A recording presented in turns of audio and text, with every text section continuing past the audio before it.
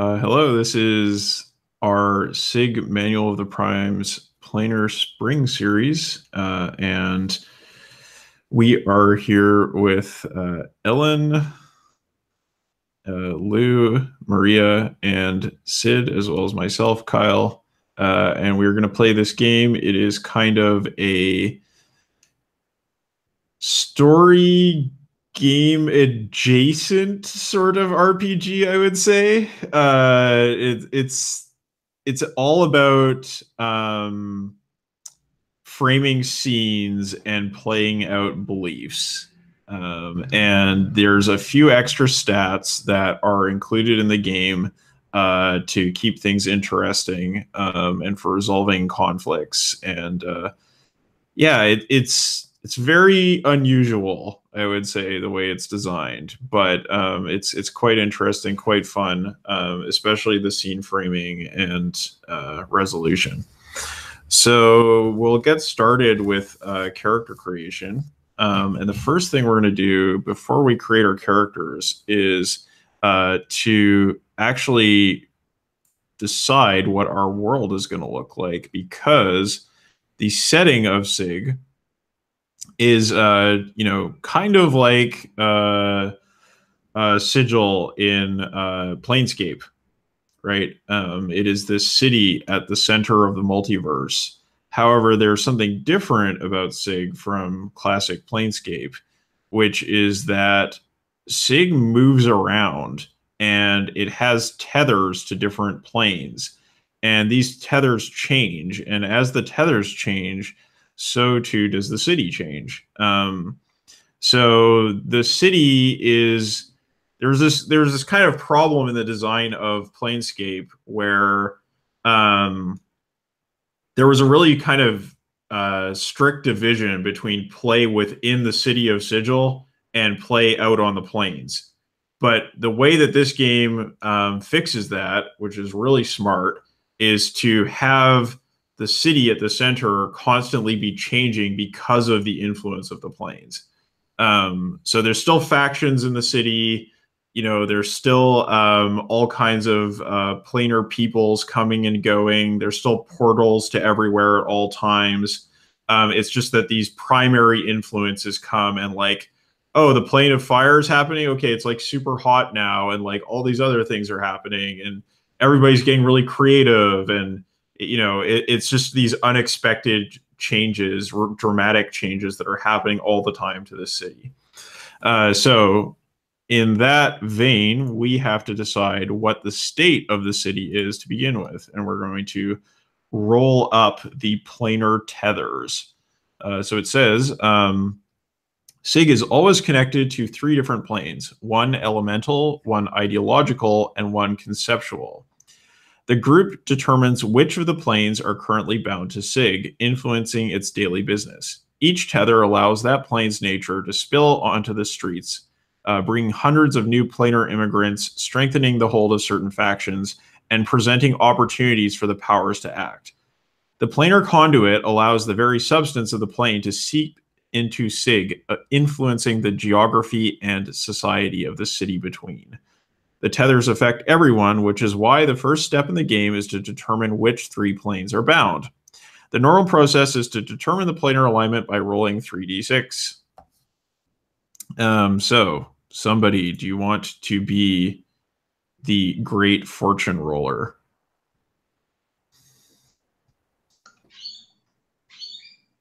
Somebody. Yeah, I already rolled. Okay. We have 4 and a 1. Okay. What is going on with my browser? Oh, there we go.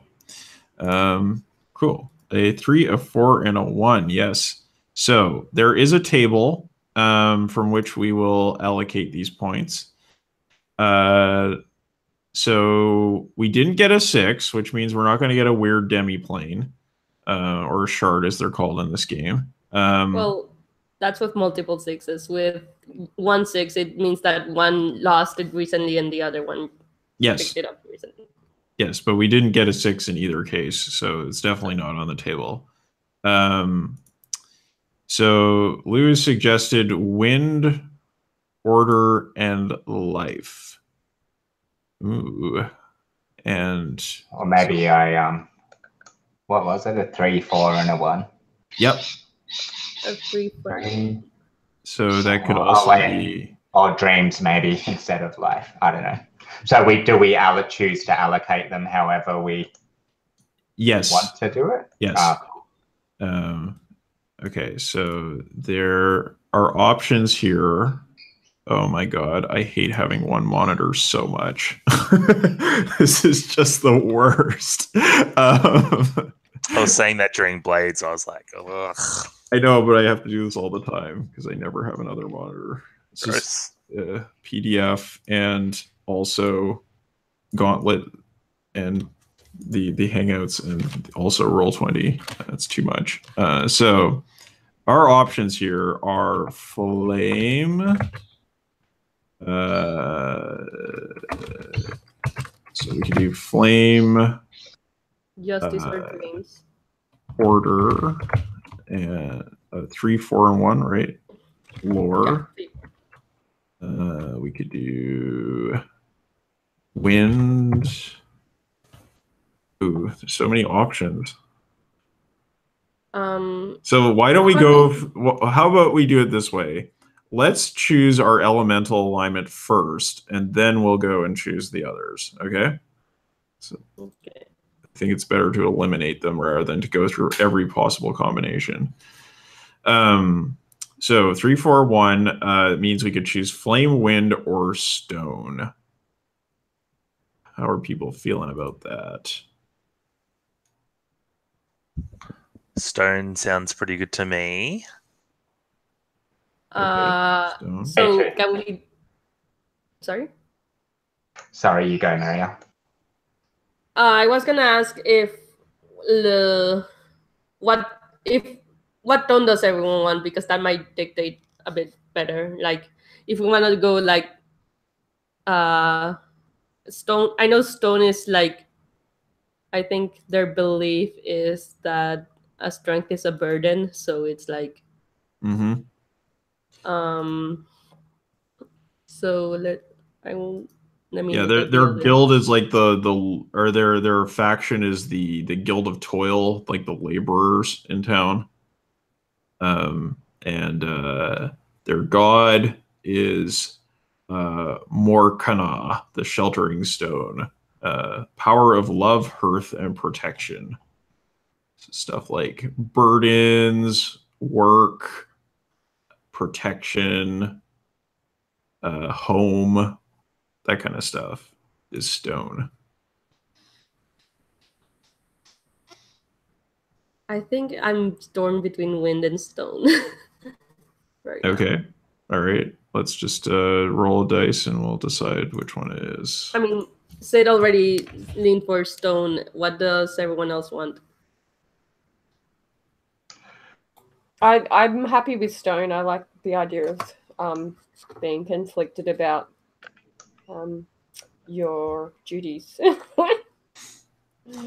Just like real life. Yeah. Okay. Strength is a burden. Sure. So I'll say, I mean, we could just do a coin flip here to decide if that's how we're feeling. So wind will be 1, stone will be 2, and it's wind. Okay. So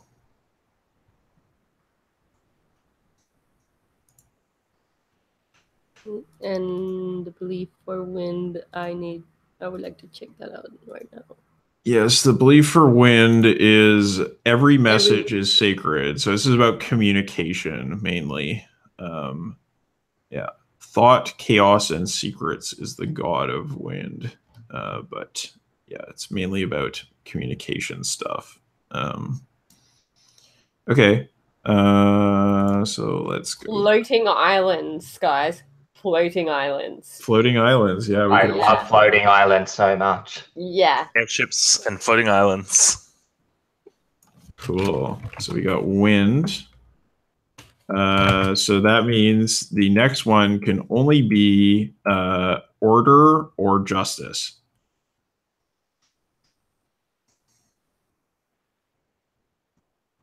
How are we feeling about that?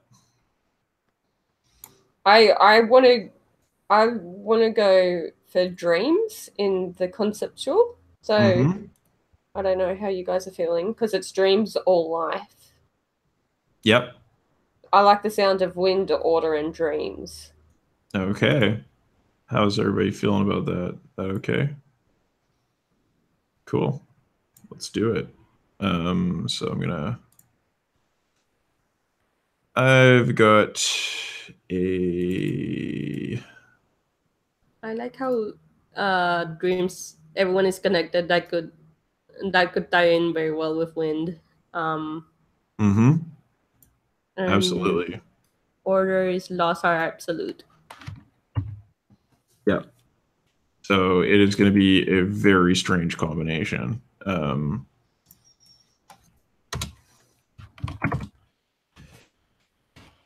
wind, order, and dreams. And I'm going to link this to you.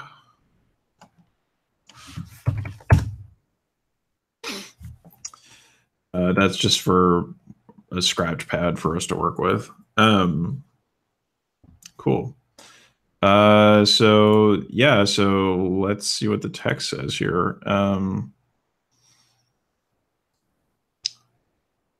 We got the almost the same as the City of Revelation, Win Freedom and Dreams.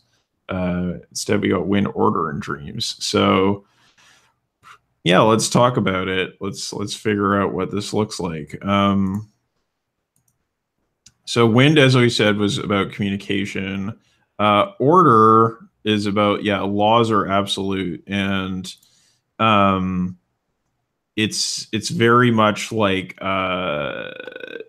so there's the plane of tyranny, which is like law as arbitrary, right? Like law is just like something that the powerful set however the hell they want, and everybody is duped into following unjust laws. Then there's the plane of justice, which is about just laws, right? It's about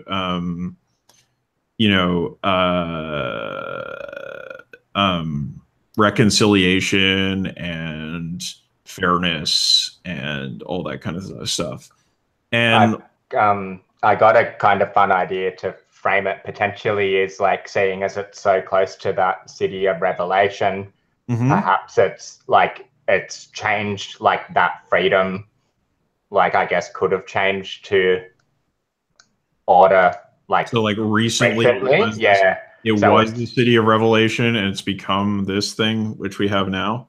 Yeah, that'd be cool, because then we could work like with that, like that setting, and kind of modify and changing from freedom to like order, I guess, is a really interesting like thing. I agree. That sounds cool. So City of Revelation, the city is never still. The rickety wooden buildings are constantly tossed around under the force of the hurricane winds.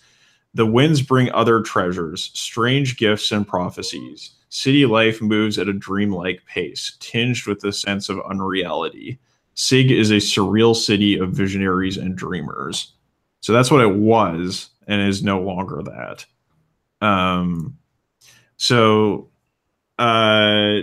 Order in this sense is very much like mathematical order. It's not order in the sense of like bureaucracy. It can be. It could. It has the bureaucrats. Like its faction is literally the bureaucrats. Right. You're right. Sorry. It is. They are the bureaucracy, but what I mean is it's not the. It's kind of weird because the faction associated with the plane of tyranny is the lawyers, right? So it's not bureaucracy in that sense. It's bureaucracy in the sense of sort of incomprehensible, very like exclusionary, endless bureaucracy, just like, oh, you know, if you want to do this, then you need to get the such and such form, that kind of bureaucracy. Everybody using a special internal language. So that faction would be empowered under this this setup. So I'm thinking, how about so the winds and dreams are there. So we have the messages and everyone being connected. But I think the city would be like, it feels more methodical and mechanical. Maybe in the like a superficial, like the sense of freedom is superficial, or not freedom, because freedom is an ideological claim, but it's like maybe it's the sense of everyone being actually Big Brother, but not in the sense of tyranny, but more in the sense of everyone being watched. Yeah, I really like that. Sorry, Ellen, you go. I already said words. I was gonna say I like what you said just then, Maria, about it being mechanical. That's making me think of like steampunk and clockwork and like gears interlinking, that kind of visual. Yeah, I mean, that's the visual that the plane tends to have in the book. So yeah, I think that kind of I mean, I think this is like, you know, one way I could see this going is some kind of like network type thing, or like internet type thing, right? Like that is this massive structured network of sharing. Everybody is connected to each other, and everything is communicated, but it's all communicated in an orderly manner. It's not chaotic. So yeah. Oh, like those air pipes that have messages, like, pneumatic tubes. You just see like columns of these tubes of these messages going everywhere. Yeah. I also like the idea, like thinking of the city as it was, with all the like the bridges and stuff, connected bridges, and that there was heaps of freedom before. Maybe like it's really rigid, like what ways you can move around the city and stuff too. Like these bridges where everyone could walk both ways, you like can only go like this one's only like one way now, and it's like you kind of have to, yeah, that's like totally moved away from any type of freedom, and there's like certain ways that you like have. But the thing is though that it's efficient, right?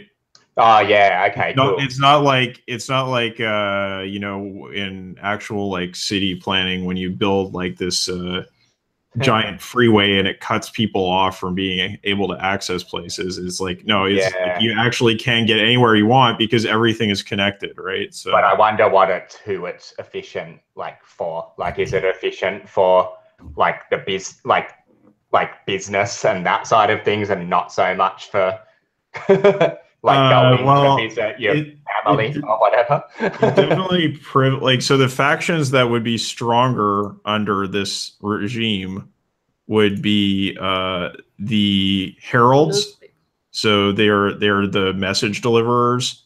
It would be the bureaucracy, the paper guard, and it would also be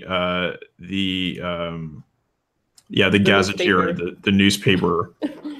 So yeah, so I mean, it's pretty easy to imagine, right? It's basically like, oh yeah, sure, right.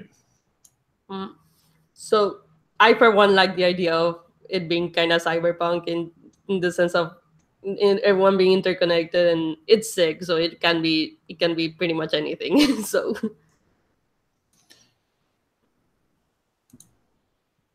yeah. sorry. Sig, the city of internet, pretty much. Yeah, I mean, I think we came up with a pretty boring answer because it's actually just too similar to the life we live in today. It's like, okay, like, gee, this is hard to imagine. When you have like the influence from the other realms, like dreams, like, oh, this is our life every day, but what could it be? Right. Yeah, or how is it affecting the consciousness of people to be like interconnected in that way in terms of dreams and stuff could be kind of interesting. Like Lots maybe of memes. Yeah, I mean, it's just Silicon Valley, right? Like that's what we came up with. But maybe people being interconnected in that way that they're sharing, like having other people's like dreams and stuff like that, like more information is passing over, like that sort of stuff could be kind of cool. Yeah. I mean, yeah.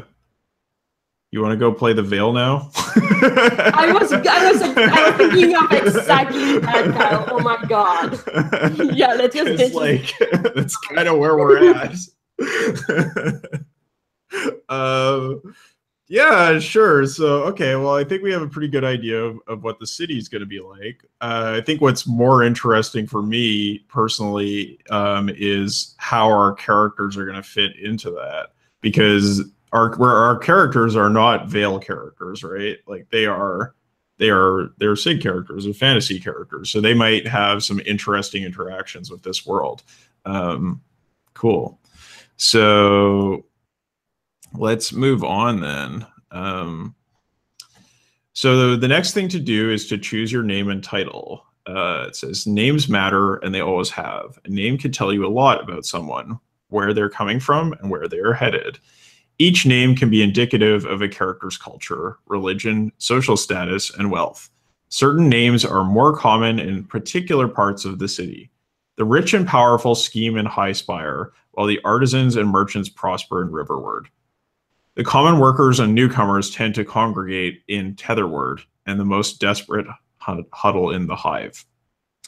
Each character also has a nickname or title, commonly known on the streets of Sig. These secondary names describe your character's reputation and past deeds.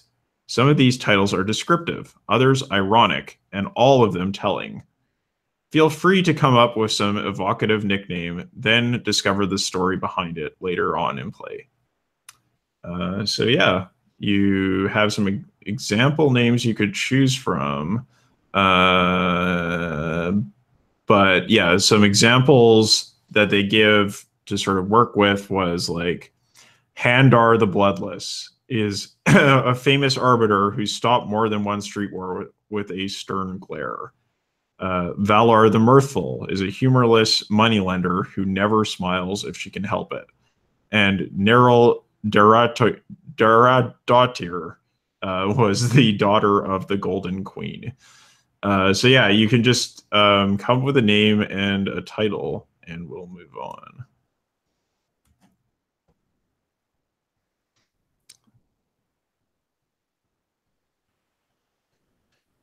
So any kind of fantasy name, since we don't have the book, is fine. Yeah. Did you want me to look up something in the book? Well, if you want to look up the name list that they have there for suggested names, it's on page 45. So if you want to refer to it, then that's fine.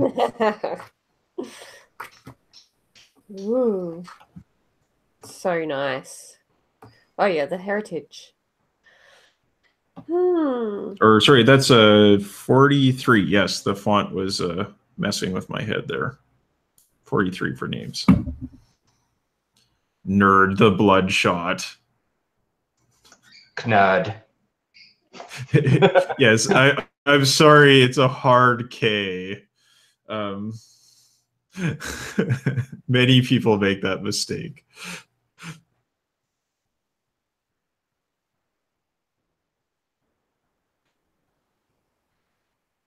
I'm gonna go with the because of the stone thing. I think I'm gonna go with a hungover character because I'm feeling badly hungover in real life, so it seems like it's like method acting. Yeah, good. Just be where you're at.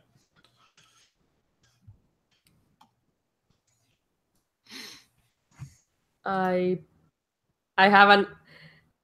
Fortunately, the idea I had for a character kind of aligns with what we have, which is Order and Dreams. It aligns with at least, which convenient things are great. So awesome, that's good. So yeah.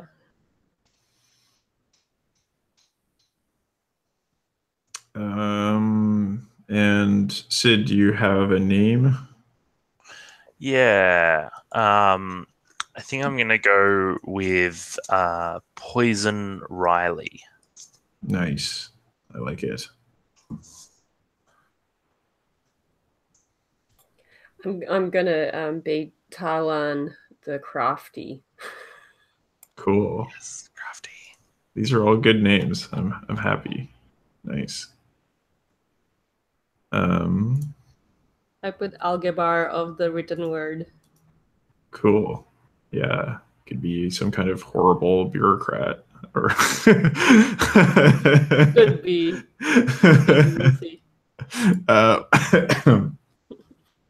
All right. So the family heritage is next. So this is choosing your family relations and your heritage and so on. So it says the verse is diverse. The infinite prime worlds are teeming with humanity with a cultural richness that boggles the mind. The eternal planes also have their own peoples, adapted to the local conditions and gifted with strange talents. They all come together in Sig streets, where all the verse intersects. In the city between, they trade coin, kisses, and cudgels in equal measure. Most everyone on the streets of Sig has at least a bit of outsider blood in them. With the right arcane rituals, religious blessings, or technological aids, any group can have a kid if they want. Each solution has its own cost, of course, but many parents-to-be are willing to pay whatever price is set. You know the saga of the two star-crossed lovers who flee darkness and violence to build a family for their mixed-blooded child? Well, that kind of thing happens more often than you think. Adoption is also common throughout the verse, and the planes help this kind of integration along. A little human girl once adopted by a family from the elemental plane of stone will invariably grow up to become a giant. A prisoner of the Dayinthelife who makes a bargain with them for freedom may sprout horns. So yeah, your identity, your physical form is kind of fluid in a way, right? So that plays into this. And now someone is bothering me on Hangouts. Okay, go away. Next, we are going to talk about your parents. So who are your parents? Your parents of birth or circumstance shape your character. Planar heritage, an outsider native to one of the eternal planes whose origin grants them planar talents. Each heritage is described with their home plane. So pick two of the planar talents from their heritage. Or you can play as a prime, so a human. Why did you come to Sig? How did you leave your prime world? What was your background? That's the kind of thing you'd think of. So who's interested in playing a planar character and who wants to play a human, a prime? Both my parents are planar. Okay. From where? One is a Polari and the other one is an ACGLR. Okay. So can you give us some explanation of what those are? Because they're not exactly your standard fantasy races. Well, Polari are planars from the plane of ice, and they are, let me look it up. They're basically, if you played Polaris, the game by Ben Lemon, they're basically those guys. They're people from the North Pole or something in that I don't know how to explain it either.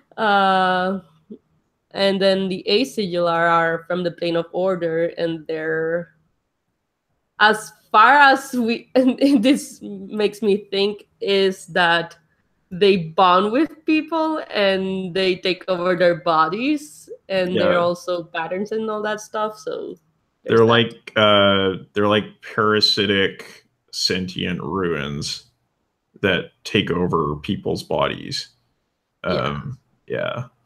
So that's nice. Interesting. Yes. So those are your parents. But what is it? So it's in the case of your character, you pick one, right? Isn't that how that works? You pick 2 from each parent. You pick 2 from each parent. Okay.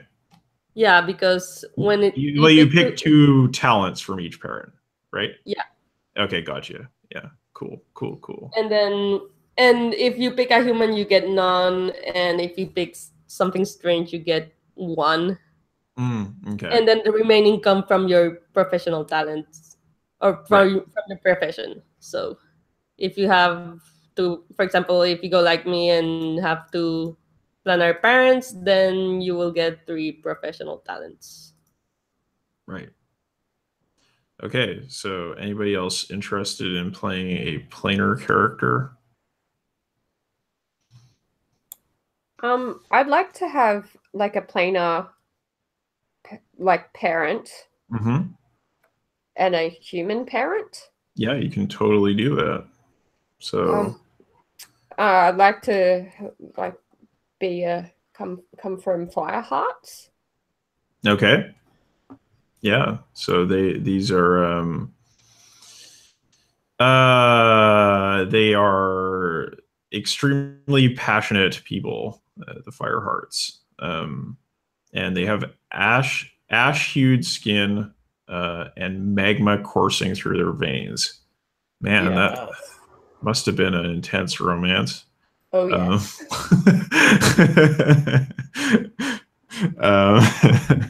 Yeah. So cool. So that sounds good to me. You can kind of think about like what sort of people your parents were, that kind of thing. Anybody else interested in a planar heritage? Yeah, I think I will. Like Ellen, I'm going to steal her plan. I'm going to have a human or a prime parent and a planar parent. And I'm thinking the Cubby. Ooh, okay. Who are people native to the plane of dreams. They live vicariously through the emotion and passion of others. Their dream flesh reshapes itself to appear attractive to those they interact with. While they often have fixed gender identities, their physical characteristics can fluctuate wildly depending on who they are with. Yeah. So they're kind of like empathic and shape-shifting. Yeah. Yeah, whatever you want them to be, Kyle. Yeah, we'll see. Cool. And so I'm picking, one talent from each. One talent from 2 talents from that, right? Cool. Yeah, from them, yeah. That's correct. And Lou, how you doing there? How you feeling? I think I'm gonna go straight up prime just for diversity. Sure. So you're just human and hungover. Okay. Yeah. These are the things we know about your character so far. Yeah. Primals don't have to be just humans. They can be like dwarves in your usual fantasy races. Yeah. Maybe I'll just be blue. I'm from somewhere where people are blue. Okay. I think there's a page in one of the book that tells you what are some of the primals. Yes. Oh, wait, no, heritages. They're very. Yeah, there we go. There are some things about that. What page is it? 22. Well, 26 if you use the PDF, but Cool. it has some of the rare heritages. Yeah. Oh, hey, frogs, which are basically slad. That's right. From the plane of chaos. Or freedom, isn't it? That's what it's called. Yeah. No, it's just frogs. It's under rarities. Colorful frog-like mystics who worship the glory of chaos and creation. Yeah, but if you read the description of the plane of freedom, it mentions that they're there, just like in all right, just there, just like in Planescape, the slide on Limbo. Yeah, I don't know if they turn you into Slot if they touch you like Slot do in D&D though. Maybe they do. Maybe it's not explained. Yeah. Cool. So we have some heritage, and I guess at this point you're supposed to pick your talents from your planar heritage. And also pick your profession, I think. That's step 4. Yeah. Well, that's what I think the professional talents like at kind of the same step. It's you choose which talents are in the like whatever remains from the you have 7 talents basically, and some come from your family heritage, and then the rest come from your professional heritage. Right.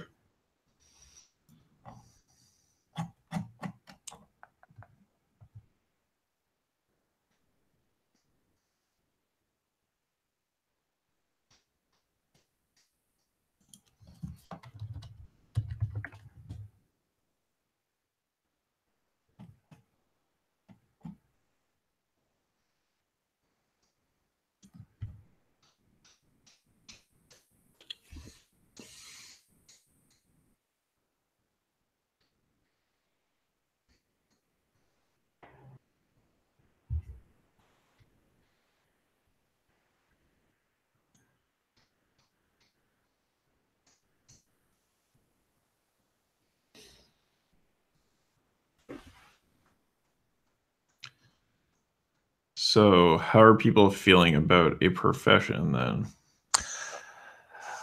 I'm on the fence about spy and diplomat. I feel like either of those feels good. Cool. Yeah. I feel like I'd be pretty good at either of those. Yeah, I'm absolutely. also on the fence. I'm on the fence between honest business and scholar. Well, think about the setting we have and how you would like to play into that. You could play sort of into it or against it, right? I mean, if we do go kind of teetering on the verge of cyberpunk, I was gonna make a hacker or hacker type deal, which yeah. Well, yeah, but except here's the thing, like there may not be very many secrets in this world because it's everything's connected, right? So well, more like I think more like fucking with the connections and shit for fun. Okay, sure. So I guess honest business, quote unquote hacker.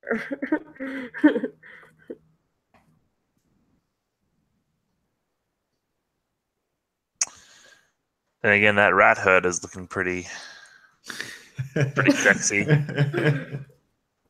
A shape-shifting rat herd. You make your appearance conform with what rats desire. The rats also do gain sentience, of course. The more of them there are, the smarter they get. So what's the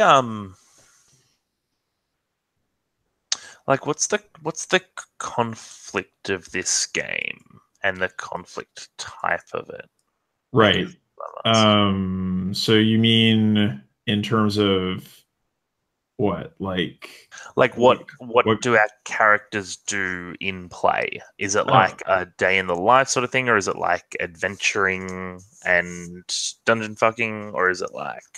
No, it's not really it's not like you go on adventures occasionally to the plains, but it's not like it's definitely not like a dungeon fucking kind of thing. It's more like it's like a beliefs driven game, and it's about like conflicting beliefs and conflicting relationships. So it's I guess it is better if you make characters that do not agree with one another. Yeah. I'll say that. Yeah. In the Burning Wheel language, is it a what is it, quest, intrigue, or struggle game? Or neither, and that doesn't really fit into those. I think it can be a little bit of any of those, because the thing is, like, the scenes are very discrete from one another, right? And you do a lot of framing stuff. So like I think it can kind of move fluidly between one and another in terms of what's going on. So like, you know, if you're playing characters who are on the outs in where Sig is at, then that could be a struggle, right? But if you're playing characters who are fairly comfortable and are just jockeying for position, then that could be more of an intrigue game, right? It really, and like if you need to get something from the planes, you can go off and do planar adventures. So it's fairly open in that sense. But the thing to sort of focus on is like these character conflicts, and sort of like the important point is to have characters that have strong beliefs, right? And that they will just get into conflict with their surroundings and with each other because of that.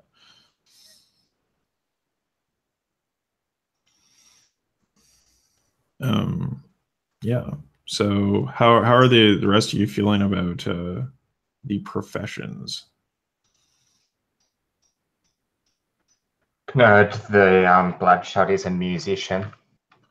Right. I was going to have the classic like PI kind of like that stumbled into SIG, but then I just saw a musician, and then I. What's your instrument there? What's your preferred instrument, nerd or knerd? Sorry, Knerd. That's okay. I think everybody probably gets his name wrong. I think it's some sort of super complicated, like 17 string, like maybe it's probably got 2 necks. It's probably got like a couple of different instruments like on it, and it's super complicated to play. Oh, can I have more than 2 arms? Yeah, of course. Okay, I totally got 4 arms. Well, I just turned myself into a blue skin and 4 arms. I'm Krishna or something. Yeah, you got your instrument. It's a good time. Yeah, you need to have 4 arms to be able to play this instrument. Yeah. Yeah. Can only take on students with 4 arms. Yeah, we'll just say that it's called an oud. I know that's like a Israeli or Lebanese instrument or something, but it's a cool name. Yeah. Also, Doctor Who. Oh yeah, those oud. It's fun to say. Oud. Knerd and his oud.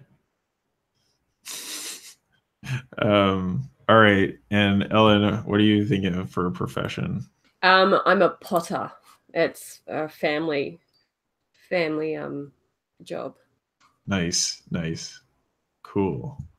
So you were playing with like the flame bound heritage, right? So is this like do you do like creative pottery, or is it just like I make simple pots? I know that I cook the pottery with my hands. Nice. And I think we might be able to infuse some sort of alchemical magics within our work. But they're not like for great purposes though. Like, right. You know, you know, every meal that you eat out of this bowl will smell of roses. Like that Yeah. kind of simple magic. Right. It's like, yeah, you add a selling point to the pot, but it's still a pot. It's just a pot. Yeah. Yeah. Cool. All right. And Maria, did you make a decision on your profession? Honest business reality hacker. All right. Yes. Sorry. Okay. So and Sid, did you pick one? I went for translator. Okay. So translate. Yeah, that's good. That's definitely. Is it a translator or an interpreter or both? It's like like an interpreter, and I think the big thing is that with the ability to shift the body is the ability to like present different body language as well. Yeah. That's where that becomes useful. Nice. Yeah, that's cool. What was your heritage again, Sid? Cubby or Cubby, depending on how you're feeling today. Yes. I like Cubby. I'm sorry, Jason, that I ruined your game with Cubby, but that's what's happening today. That's what happens when you let Australians play. That's right. Yeah. We're from the elemental plane of Australia. Just these things happen. So faction loyalty. Yes. So everybody wants a piece of SIG. The city is the impartial and amoral gateway to the verse, allowing planar. Talents. I thought we did those. Oh, okay. Sorry. Oh, yeah. because we need to. You need to tell us what talents are broad, common, or deep, and yes. Yeah. Well, and we need to make some that are related to our profession. So yes. I have no idea what. I was thinking taking patterns from something more common than patterns, because patterns is broad according to a singular. So okay. Yeah, so it's like in many games, broad talents represent general understanding of a wide-ranging topic, and then the deeper your talent is, the more powerful it is, but also the more specialized it is. So specific beats general, like in many games. So yeah, if you have a deep talent, it's a very specific thing, but it's a +3, so it's really strong. So I think I'm gonna take a talent in. I'm trying to think what would the fantasy equivalent of like, so, or maybe understanding texts. What kind of talent would that be? Broad, common, or deep? Like understanding, deciphering. Sorry, deciphering. So it would be, so that would, I believe, count as, that would be broad, I think, because deciphering could mean many different kinds of deciphering, right? If you want to talk about deciphering texts, then I would say that's probably common. Okay. And if you want to talk about, it says a sub-discipline. So it would be like deciphering particular kinds of text would be a deep talent. Okay, so how about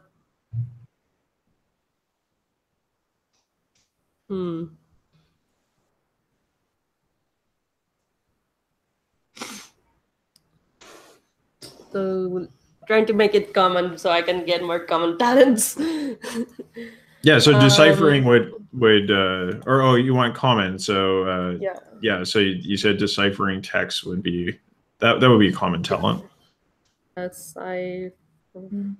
So like it doesn't count for understanding, say, the meaning of a picture or something like that, right? It's only counts for text. I'm gonna put deciphering magic if that's instead of text. So yeah. So then, so you don't like if it's say like bureaucratic codes or something, it won't help you. But if it's a magical thing, then it will help you. So I think that counts as common. Yeah. Okay, and then something with deception. What would the broad, common, and deep talents be? Deception. So probably okay, so let's think here. I think deception is broad, but like narrowing the type of deception, like I think deception is broad, and then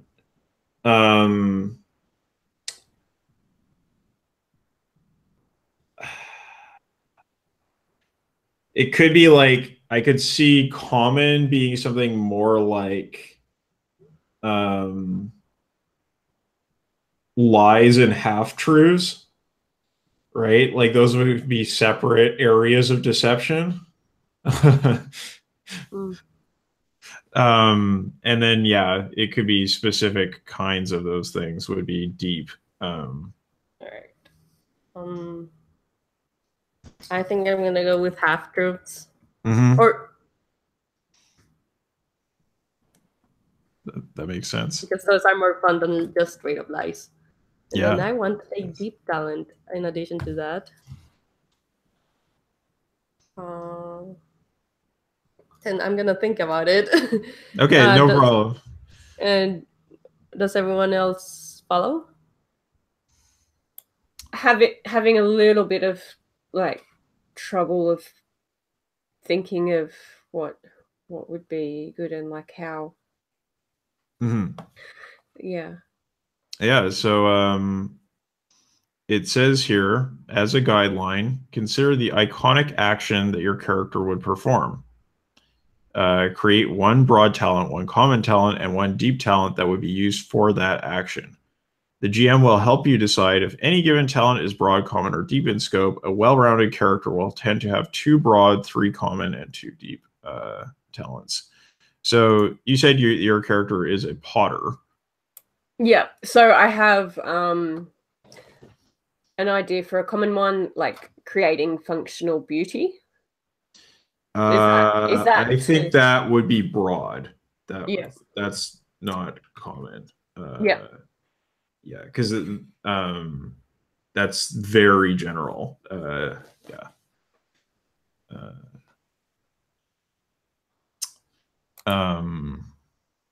then like I could see you having a. So it kind of depends on what level you want to work with, but like working off of like the pottery thing, like pottery, I would say would probably be a common talent. But if you wanted to get into like a specific kind of pottery, then that might be a deep talent. Yeah, and I also like the idea of the selling aspect of it too. So like selling the wares. So like so marketing. That's probably a common one. Yeah. That I was thinking as well as like hard to think of how to phrase it, but like knowing what you need. Like it's like kind of like the everything in its right place thing where like you come to her and she knows that you need a specific cup infused with this specific thing. So it's like customer wise. Yeah. Yeah. Okay. Again, I think that would be probably common, I would say. What would ley lines fall under? Or ley lines? Or tapping into ley lines. Okay. Yeah, so I think that might be a deep talent. Perfect. Like ley line usage. All right, I got my 7. Cool. So Lou's asking questions in chat here. Making friends with drunk people, that sounds like carousing to me. Yeah, so that's like a pretty low level one, right? Like, what's that? Carousing, Like I would say, would probably be like a common, because it's like, you know, like socializing would be like the broad one, and then carousing would be like the subset of socializing. Cool. And I've decided my character, it's developing. I think he's like an empathic musician. So like when he plays, he's like sharing his emotions and picking up the emotions of the people in the.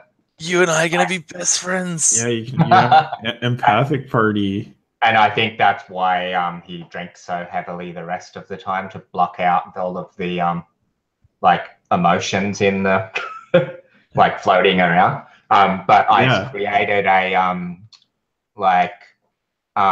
empathic like music skill, so like, or talent. So like I'm assuming that's like gonna be one of my deep ones, where that imparting. Is that like, well, not, I would say empathic would be a broad talent, because like there's a lot of ways you can be empathic with people, right? Oh yeah, I'm wanting it to be like the specific music, like a more powerful effect that's like directly through his. Okay. Like, so music. Empathic performance. Yeah, I think maybe like influence or something too. Like he's like changing people, how people feel. Yeah. Okay. So yeah, so you can give it a name, but yeah, I do believe that would be deep, because it's like a specific kind of musical performance that is used to cause emotions, right? Yeah. So. Like empathic playing or something like that. Yeah, I've just like really literally called it influential empathic music for now as a working title, and I'll try to think of something more. Yeah, that's absolutely a deep talent. It's very specific. Sid, how are you doing with yours? So I've got them. I'm not sure what the level would be for them at the moment. So one of them I'm thinking of is de-escalation, which I'm thinking of as a common talent at the moment. Yeah, I think that's common. Yeah, that sounds good to me. Another is unwavering voice, which is like sort of calm under pressure, is what I'm trying to get across with that one. Which I think is common as well. Yeah, I think that's fair. Yeah. And third one, native speaker. So not just knowing other languages and things like that, but being able to like have the right intonations to sound native to the language. Okay. Right.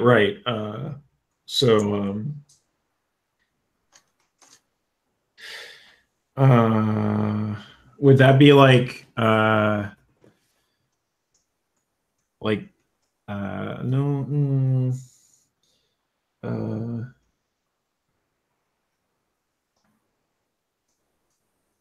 So I think that would be a deep talent.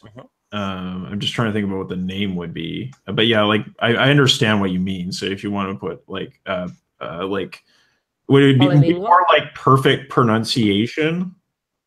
Yeah, that's the kind of thing, like perfect pronunciation, inflection, that sort of stuff. Yeah, right. I'm gonna try and think of a poetic way to put it, because that's the thing. I just want to make sure that it's not speaking in general. Like it's not like rhetoric, oratory, that kind of thing. It's more like the deep part of that. Right. I might end up picking up like a rhetoric one or something like that. because I don't have another broad one at the moment. And the other one I'm thinking is probably a deep talent is the things left unsaid. So like being able to read the meanings that people more about like translating meaning than just words, if that makes sense. Right, like so like subtext wise. Yeah, so subtext wise. Hold on. Yeah, so I think if it was like subtext wise in general, that'd probably be common. If it was like conversational subtext wise, that would be deep. I'm happy with subtext wise as common. I need a broad talent though, and I'm not sure if I should go out of, because I've got pretty good conversational talents here. I'm not sure if I should go out and for my broad talent just pick something like totally out of that left field and give the character a bit of depth. What do you all think about that? Charisma.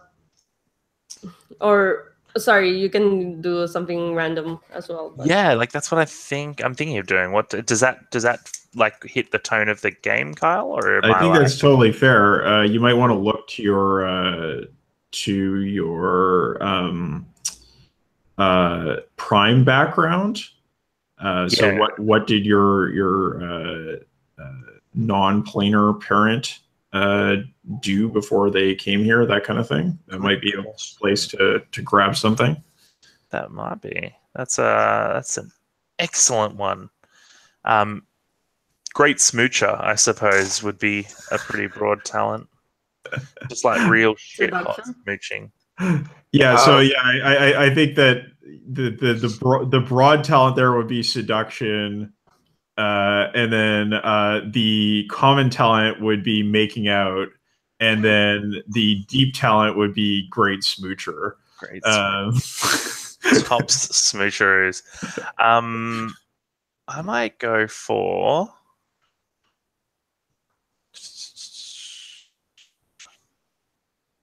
bureaucrat, carpenter, city guard, cleric. Man, there are so many cool things in this. What about like something like ritual wise, like something about like knowing the structures and rituals of what would we call that? No, I mean, I think that's totally fine. Ritual wise could be a broad talent. I'm gonna call it ritual.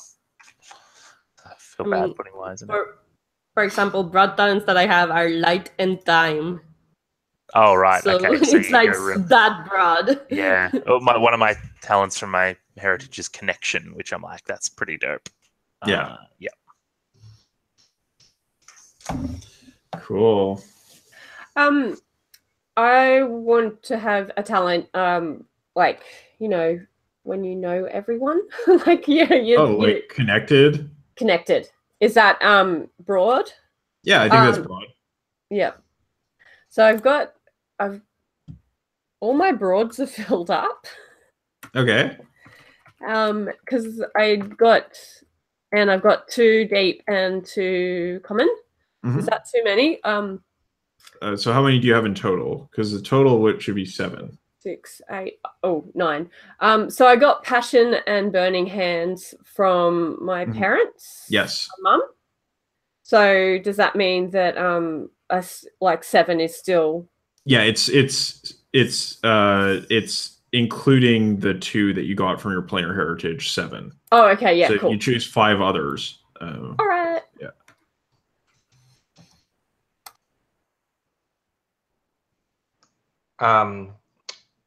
I want to have a talent that is like being able to think of like anecdotes or like morals from like songs or poetry to like give the appropriate like advice to people. Right. So like like kind of fables. Yeah, it could be like fables wise or like proverbial or something. Like I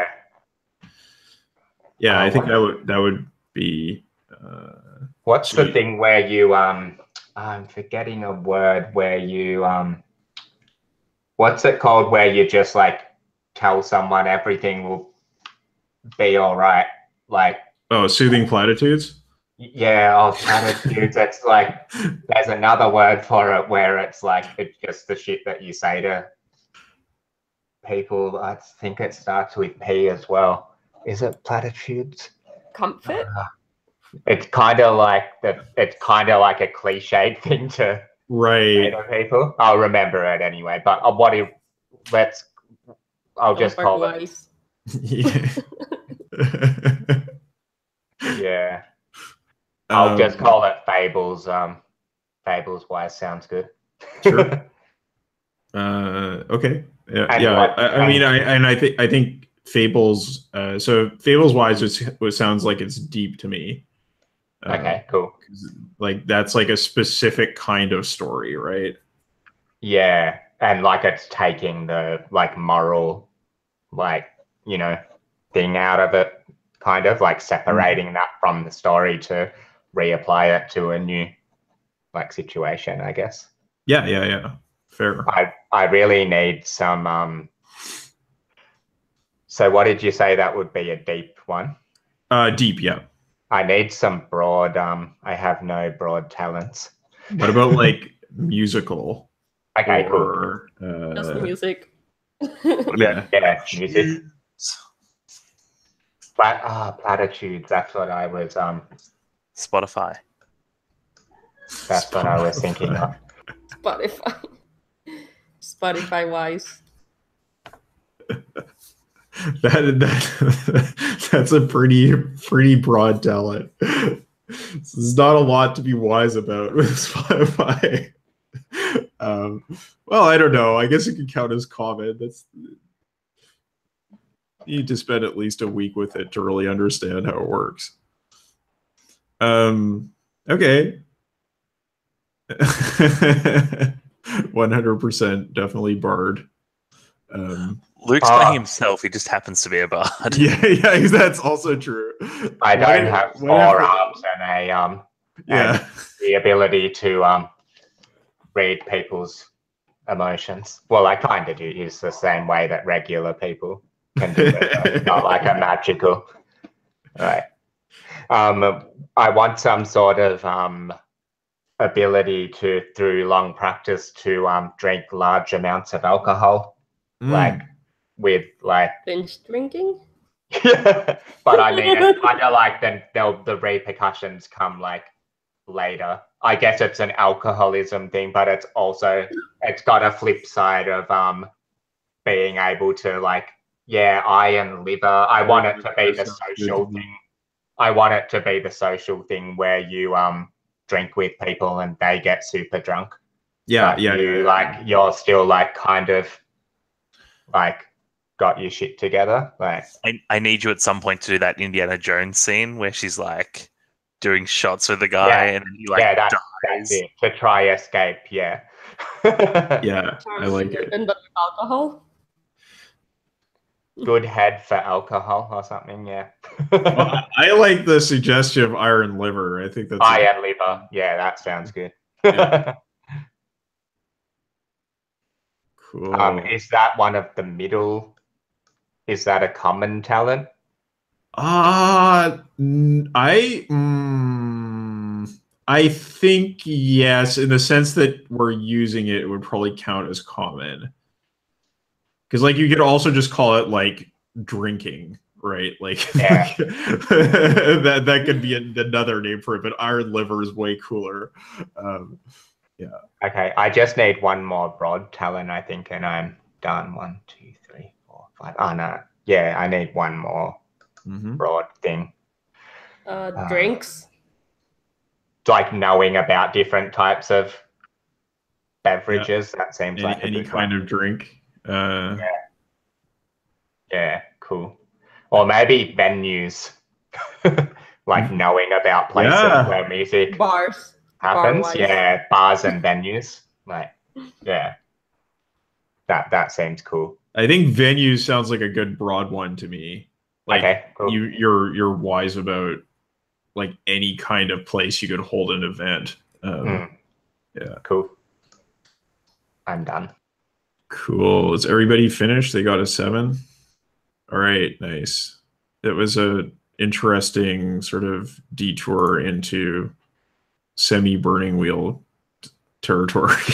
It feels a lot like the way these things work in Strike, except that I like the classification into more narrow and less narrow things. Although I'm not 100% sure I'm correctly classified them.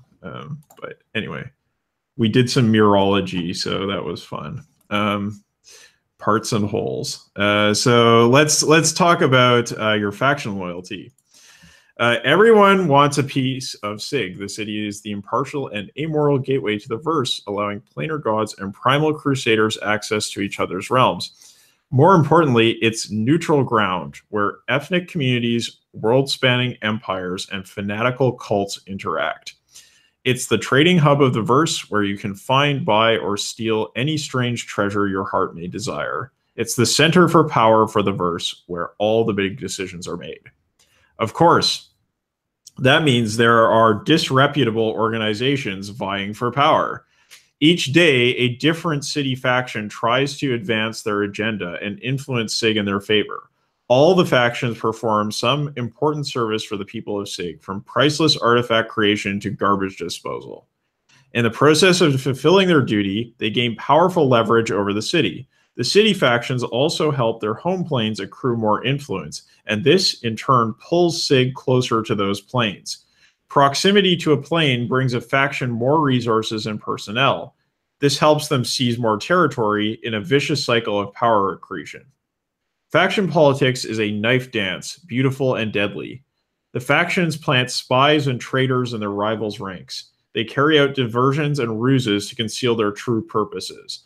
They recruit mercenary sellswords and primal bashers just to send them on hopeless runs to raid their foes. They even ally themselves with the powers and their fanatic servitor cults just so long as they are useful. When you create a character, you may choose to be a member of one of the city factions. Doing so obliges your character to support the duty of their city faction. By virtue of membership, the player can spend one influence in order to wield their leverage to their advantage for one scene. So there are a total of 15 factions in the game to choose from. Yeah. I will be part of the Sage Collegium. Okay. So Sage Collegium, they offer information and research services to SIG, and their leverage is revolutionary cells full of well-read wizards and alchemists. Yes.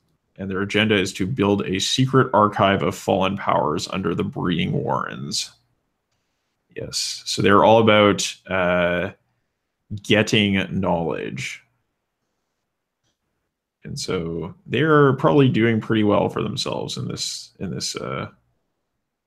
arrangement of the city. Although they may have trouble hiding what they have learned.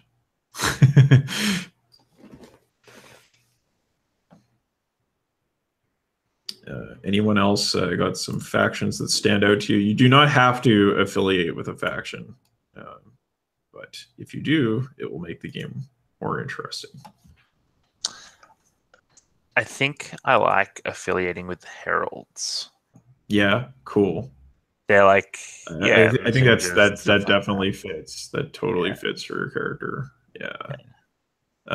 So yeah, they are deliverers of messages. They're basically, Hermes flying around doing their thing.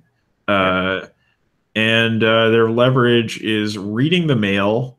The Heralds collectively hold vast knowledge of the schemes in SIG. Yeah, so that's going to be interesting.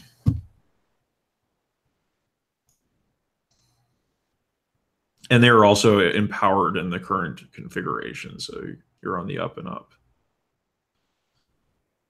Anybody else interested in a faction? I got the Performers Guild. Yep, makes sense to me. Yeah, so they seem like they're kind of diplomats, and propagandists as well, though. Yeah. Yeah. Well, I like the they do various things, right? So they bring people together with art, right? Yeah. But also do sort of diplomatic things. Yeah, I like the, like, maybe mediate. It seems like they're kind of mediators as well. Like when there's rivalries, they're kind of used to like bring warring or, you know, like people back together. I like this thing as a what does it say? The guild uses art to soothe tension, strengthen diplomatic ties, and facilitate ceasefire agreements between the various communities and organizations. As a consequence, their performances are deemed to be neutral ground. So that's kind of cool. Yeah. Neat. And it kind of, I like the idea of it being a selfish act for my character to be doing that, because from an empath's perspective, it's probably heaps more peaceful to not have like major rivalries and wars going on like in your city. It's like, shut up. Right. Yeah, I can totally understand that. And Ellen, do you have a faction in mind? Yeah, the Artificers Guild. So my duty is to create high quality craft goods for use and trade. And my leverage is clockwork and phantasmal servants. Yes. What do you think about that? That sounds pretty great. Like, yeah. So like clockwork golems potentially. Yeah. Absolutely. Sweet. Yeah, the plane of shadow is home to the gnomes who build these things, and there's shadowy people there too. Yeah. And so political belief, something like along the lines of artisans have the right to like produce. Like, I don't. Is that... Well, we'll get to your your beliefs. We first have to jump to the spiritual power, and then we'll get to the beliefs. So, step 6, spiritual power. Faith is the food of the gods. The mighty powers, otherwise immortal and potent, depend on mortal devotion for their survival. This is a fundamental truth of the verse that drives the powers to amass vast bodies of faithful worshippers. Demon queens raise armies to terrorize mortals into worship. Planarchs release lore and artifacts that hint at their glory, while primordials sculpt worlds to house their followers. Each power gathers followers in different ways, but does so out of hunger. Power, unchecked by the need for restraint, leads to extremes. When one of the powers is pleased, they shower their followers with guidance and miraculous boons. Mere moments later, their unchecked wrath may shatter mountains or twist the hearts of the innocent. Upholding their divine portfolios is their moral imperative in all things, which often puts them at odds with mortals. Each of the powers are described along with the plane to which they are bound. What can the powers do? Each has a divine title which describes some specific aspect of the verse they have absolute control over. The powers dole out potent rituals and the occasional miraculous favor to empower their cultists, clerics, and zealous servitors to spread their reach. The powers are immortal and nigh indestructible beings who feed on mortal zeal. Their eternal perspective gives them a knack for long-term planning. They often shape entire bloodlines to serve. And the powers are bound to their planes, but they can spread their influence outside of it. They can reshape their planar domain to suit their very whims, and most of these divine residences are clad in terrifying splendor. So when you create a character, you may choose to serve one of the mighty powers, feeding them with your worship and devotion. While the majority of the faithful are reasonable, there are plenty of zealots and cultists among their ranks. A few of them are self-serving mercenaries, useful enough that the power overlooks their lack of conviction. Regardless of whether a servitor's faith is genuine or not, each is obliged to follow certain religious restrictions or obligations as symbols of their devotion. In exchange for this sacrifice, they gain access to a potent ritual and the ability to pray for miraculous intervention. So mechanically speaking, ritual allows you to do something, and then you can pay an influence to avoid the price associated with it.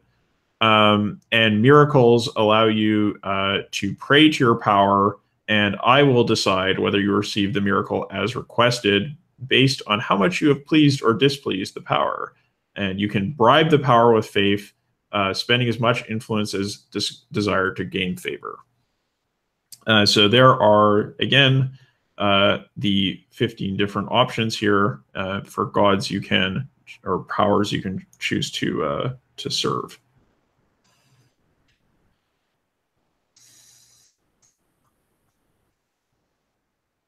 Next, the Oracle.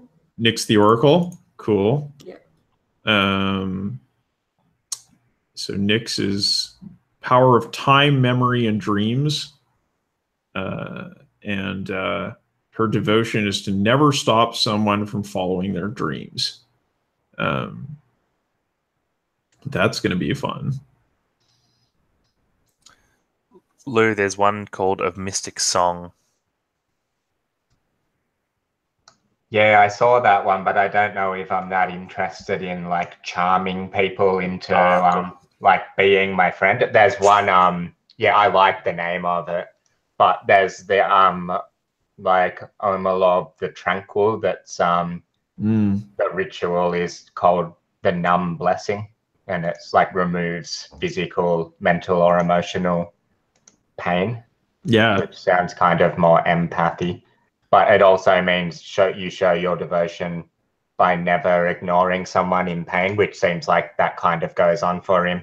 Like anyway, with the whole empathy, like he just can't do it. Yeah. All right, sweet. So yeah, Omalog. That's the power of death, pain, and succor.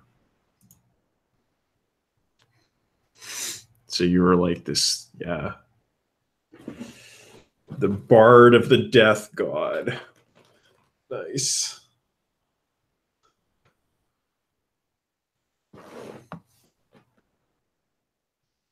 Plus, it seems a bit easy with the song one to like the never allow an evening to pass without song when you're a musician. I reckon it would be funnier to have some super like straight bureaucrat character that had to sing every evening. Yeah, it's like you have to I could see it being like you have to sing like the company anthem or something.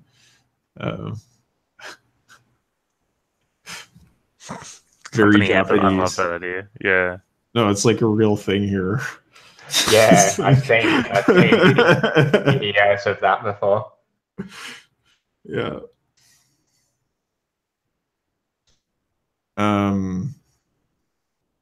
Ellen, do you have a power who's speaking to you? Yeah, I'm leaning towards Aludra of the Frozen Tears.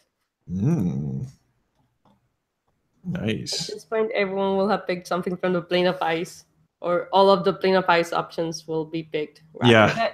They're so great though, aren't they? I know, right? So it's pretty funny because yeah, you have the fire heritage, but you're worshiping the ice goddess. Oh wow. Yes. Some nice conflict there, hey? Yeah. And I think it's probably something that my family isn't stoked on as well.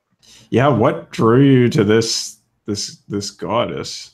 Well, can I read you her little paragraph? Of course you can. Yes. Aludra was a goddess of joy and life before everything was taken from her. She lost her husband to his mad obsession. She lost her lover to uncontrollable zeal. She lost her home to her mistake. She lost her people to despair and grief. After a passage of time, she gained a melancholic wisdom. She froze her tears and made them into diamond sculptures, which would last until the end of times. Now she seeks to preserve all that is beautiful and good in the world. Like, how is, like, even though it's ice, yes. like, it's, like, very fiery too. Like, it's Yeah, there's a in lot the of sense passion in that there. she's devoted to this cause. Yeah, and you know, Talon, my character, is being brought up to believe like family and love is everything, and like I think she was drawn to Aludra for those like similar passions driving that god. Right. Okay, cool. All right, so you must never forget the names of the dead. Interesting. And yeah. I had my shortlist had both Ellen and Lou's gods on it, and I'm still I'm so torn. I would love to join one of them, but I love Adana of the Pact, the avatar of contracts, bargains, and diplomatic treaties. When she goes someone, she sees only duties, obligations, and agreements which bind them. And so my ritual is like Lauren's ghost contract thing. Yep, that's right. Yeah, and your devotion is to never break a contract. Which is, oh man, I still haven't decided between that and Frozen Tears. It's so good. It's so good, man. Pray with me. Oh man, what should I do, Kyle? What should I do? Well, what is it? You know, how does it fit in your character? Like, you know, you're this kind of empathic person. Do diplomatic stuff. Where do you see it fitting in? I think I'm probably closer to the. I think I'm probably closer to the Frozen Tears. I think I'm going to join Aludra of the Frozen Tears, because I just think I think that I don't see people as contracts and obligations as much as that ghost contract thing is super cool, and I really want to do it. I'm going to have to go with Ellen. You and I, we pray together. All right, you must not forget the dead. Must not forget. Remember those names. Remember them. Tupac, Biggie. Yeah, that's right. Forever. 9/11, never forget. I was gonna say it, and I was like,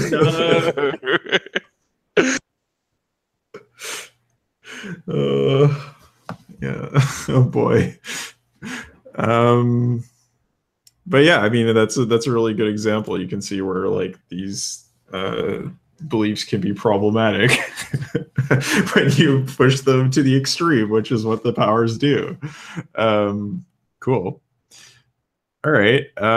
And beliefs. We get to do some beliefs. Yay. Cool. All right. SIG is a game about confronting your beliefs, either finding evidence that reinforces or contradicts your assumptions. Each character has 3 beliefs, each of which is a subjective, controversial declaration. These are statements that the character agrees with and that the player wants to explore during play. Beliefs should be the 3 most important ideas, questions, or themes that motivate your characters. By creating a belief, you are telling the GM that you would like to see it challenged during the game. When you enter into conflicts that directly confirm or refute a belief, you might gain influence. You'll be able to spend this to succeed in other conflicts, to pay the price of victory, or change their beliefs. During the course of play, these beliefs will evolve and change. So the principles for good beliefs are a good belief is subjective and philosophical. In SIG, overwhelming evidence is enough to convince someone to change their beliefs. Things that are obviously true or false don't make for good beliefs. A good belief has meaning and is controversial to a significant number of people.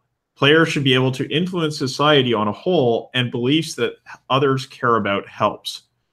And a good belief is a simple declarative statement. A belief is the kind of phrase that your character would blurt out in a heated argument. At this point, you need to create 3 beliefs for your character. 1 related to your family heritage, 1 related to their faction loyalty, and 1 related to their spiritual power. So sample beliefs are: family is a chain to be broken. Violence is the best teacher. Only sinners need masks. So in Burning Wheel terms, you can think about these as like guiding light beliefs. You don't do the like, you know, I believe blah, blah, blah, and I will do blah, blah, blah. You just do like the big principles.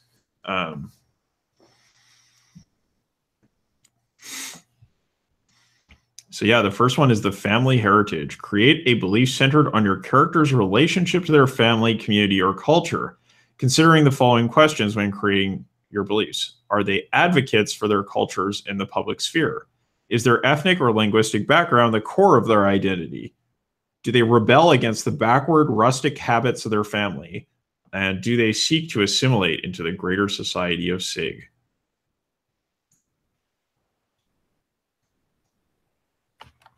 Anyone got some beliefs? I was thinking the family one is everyone has good inside of them. Do you think that's challengeable enough? Yes, I do. Cool. And how does that relate to your family? I think it's something, I think it's a cultural and society, like a family culture, and maybe a societal thing from wherever this planet of blue people.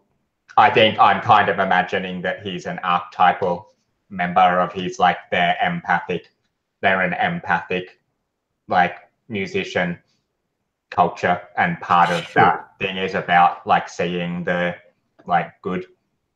And they're basically optimistic about people.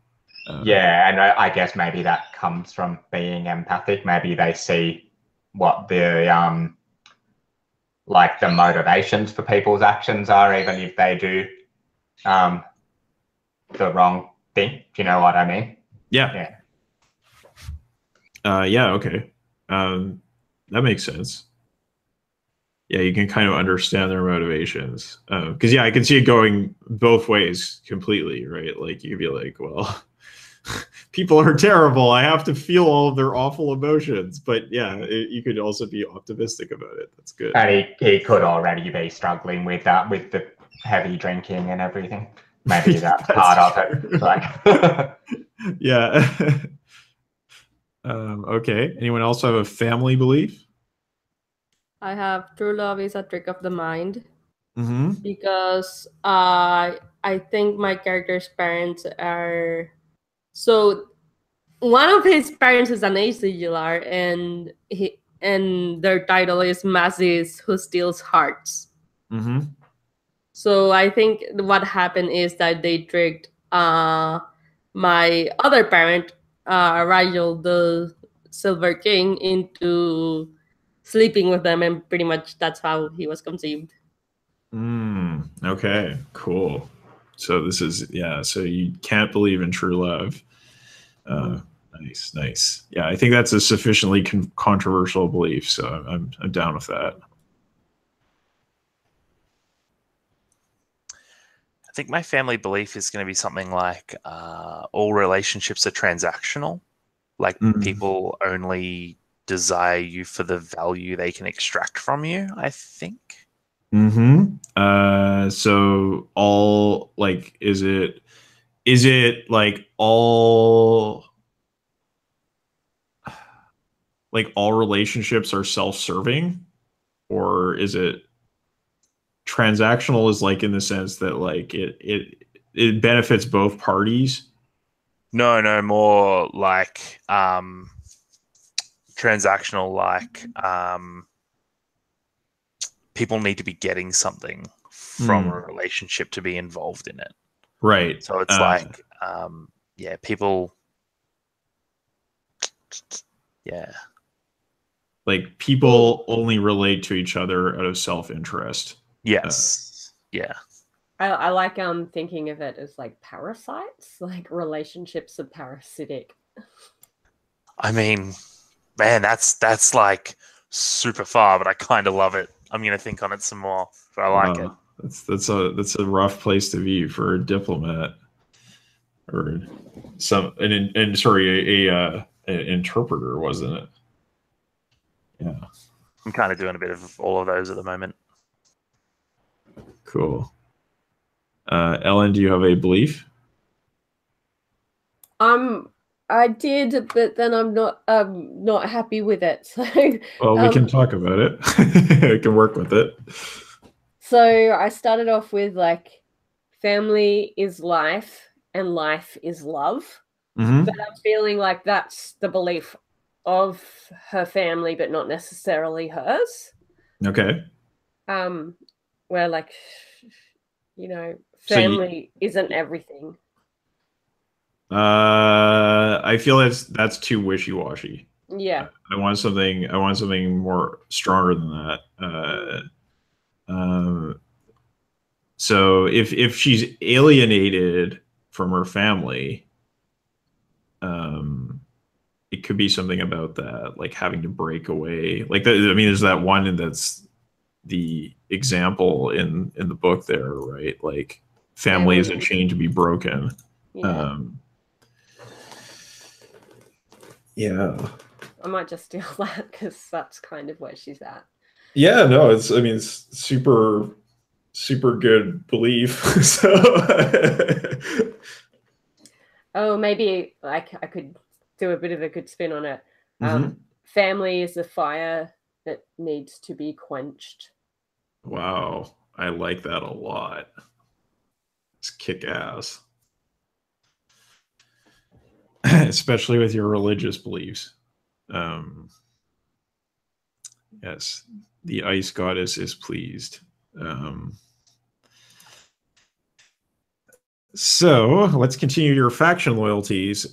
Create a belief centered on your character's political and economic concerns. Consider the following questions when creating your belief. Do they personally care about their faction's duty? How often do they use the faction's leverage for personal reasons? Is there another faction they hate, fear, or envy? Do they view any faction as behaving in a moral fashion?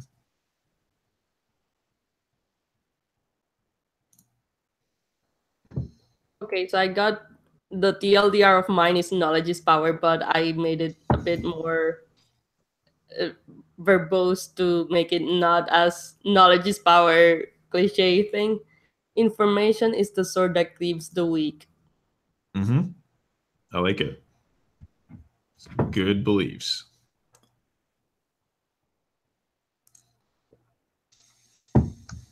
I've got for the political one, all conflicts can be resolved through the influence of the arts. Mm-hmm. Okay. Does that work for you?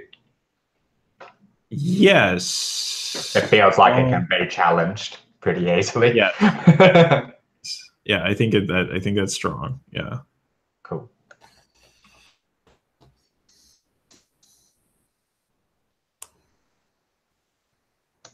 I'm struggling with my spiritual one, but I guess we're not up to that yet. I might wait to hear what other people do. Having a crisis of faith. Yeah. So Sid, do you have a faction belief? Thinking of something like I don't know, because I'm putting forward these beliefs and I'm not actually sure if my character believes in them, and that's the thing is I want to pick beliefs that like I want to challenge, like the all relationships are built on self-interest belief. I really want to see that challenge. Like I really want to see some altruism, right? Because I imagine it's the same as Burning Wheel, right? Which is that yes, having them challenged is kind of the point, and is the feedback loop. Right. You don't start where you want to end. Yes. Right? Yeah. So I'm thinking of like so for my political belief, something about there being like a truth, so like information is apolitical, or like, you know, information is amoral. It is just the truth is the truth, and there's no and perception doesn't enter into it. Yeah, right. Yeah, so I mean, it could just be like truth is truth is objective. There or the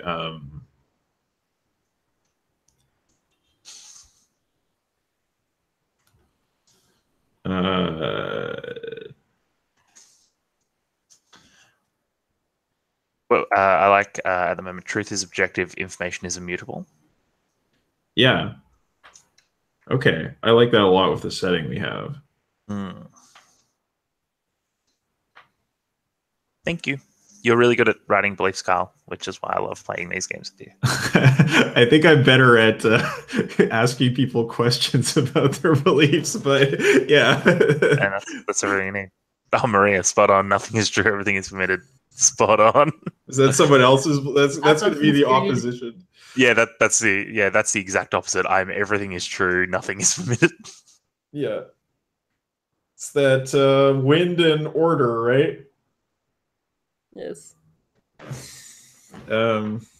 Yeah, cool.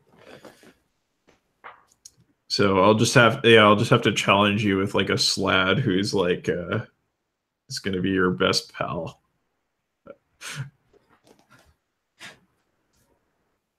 All right, and Ellen, do you have a faction belief? No. Okay, so what is your faction? The Artificers Guild. Mm-hmm. I had one before. Art before profit. Mm-hmm. But then I was like, no, he's going to tell me it's wishy-washy. And I've been trying to think about... No. I think that isn't wishy-washy because you can, like, it could be like, like art before profit is a good one. It just, Okay. I mean, like, yeah, people spend their whole life fighting from that belief. You know? It's fine. And I mean, like, so yeah, I mean, how does that like manifest for your character? Is it a matter of like you spend like a very long time making every pot that you make? Yeah, and I think it's also I give people what they need, regardless of what the price tag is and what they have in their pockets. Oh, okay. And yeah, I think I can see a bit of conflict within the guild because I can imagine like they would be campaigning for like fair price for your work, but I'm like fuck the price. So is this like a thing where you try to make every pot you like sort of infuse specifically for the needs of the person that you're giving it to? Yeah, I think that I don't know who I'm making it for at the time, but when I see the person, I know what they need. Okay, so I think sorry, that's where I was coming from with the talent of the customer wise. Right.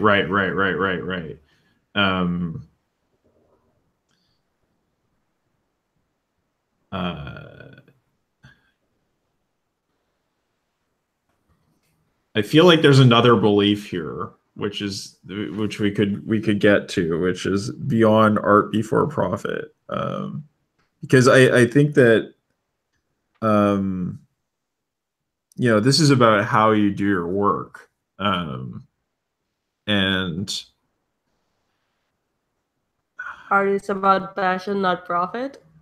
I think it's like more like every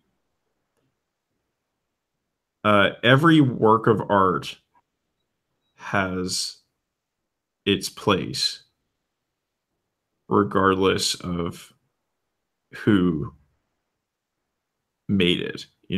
Like it's like the fit. There's a fit in the world, right? That like your character can perceive, and it's like it doesn't matter who made it. It doesn't matter who's paying. It has to go where it has to go, right? Like, yeah. Like the true place of a work of art is beyond anyone's desires or something like that. Like, it's just like, oh, it must go there. This is where it belongs. Yeah. Yeah, I like that. I'll think on it. Okay, cool.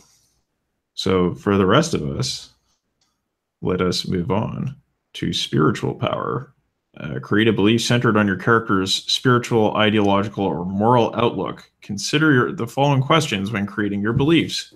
Are they zealots who strike out at unbelievers? Are they intellectuals debating issues of dogma and theology? Are they missionaries out to convert the masses? Or are they angry at any of the above? My character follows Nyx the Oracle, who is described as being interested in ambitious mortals and dreamers and all that stuff. So my belief is ambition is the core motivator of every dreamer. Oh, okay. So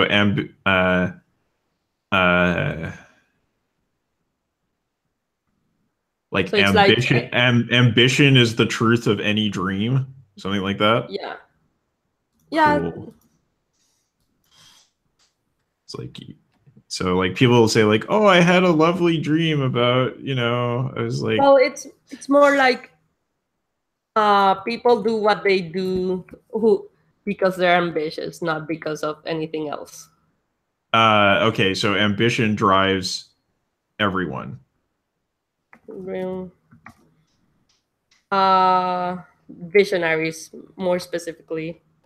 Like, you don't envision, like, people don't just get visions because or they want to change the world because it's like good. They change the world because it benefits them. It's ambition. Is that self-interest or is that ambition? Because, like, I mean, I can be kind of unambitious and profoundly self-interested at the same time, right? Like, what's the difference between ambition and self-interest then? Well, I think like self-interest could be really minor things that you go after, right? Like I'm just trying to maintain my place in the world, and I'm just trying to get the things that I want, and I'm not ambitious. Whereas ambition is like, I'm going to go out and change the world. I'm going to make the world in my image. I think that's what I was getting at with dreamers. It's like the visionaries, the people who want to change the world. They are driven by ambition rather than. So I don't think that's a controversial statement. Okay, I think that's like a truism. Like, oh, you know, one implies the other, right? If you're ambitious, you have a dream. If you have a dream, you're probably ambitious. Okay, so self-interest is what you're saying, like self-interest drives the visionaries? Well, so you have to think about your belief for your character, but what I was suggesting was that your character might think that like every dream is actually about ambition, right? Like that. Yeah, that would be a controversial statement, right? Because people will be like, no, it was just a nice dream. Like I just had a nice dream and it was good. Or like I had a horrible nightmare. How is that about my ambition, right? Like those could be things that people would disagree with you about. But yeah, I mean, just give it some more thought. Think about it. Come up with something controversial. Make your character difficult. Difficult to be with. Yeah. What about desires are about ambition instead of dreams? So because desires are about ambition. Desires. Or could it be like what people truly desire? No. No.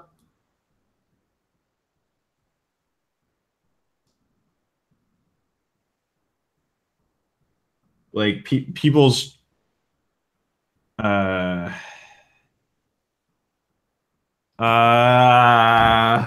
I'm thinking. It's like these are very close concepts, so it's hard. Yeah, because so something I'm thinking of is that my character believes that going back to the visionaries and the dreamers, it's like people who are ambitious and want to change the world are mostly self-interested, not necessarily. Okay. So,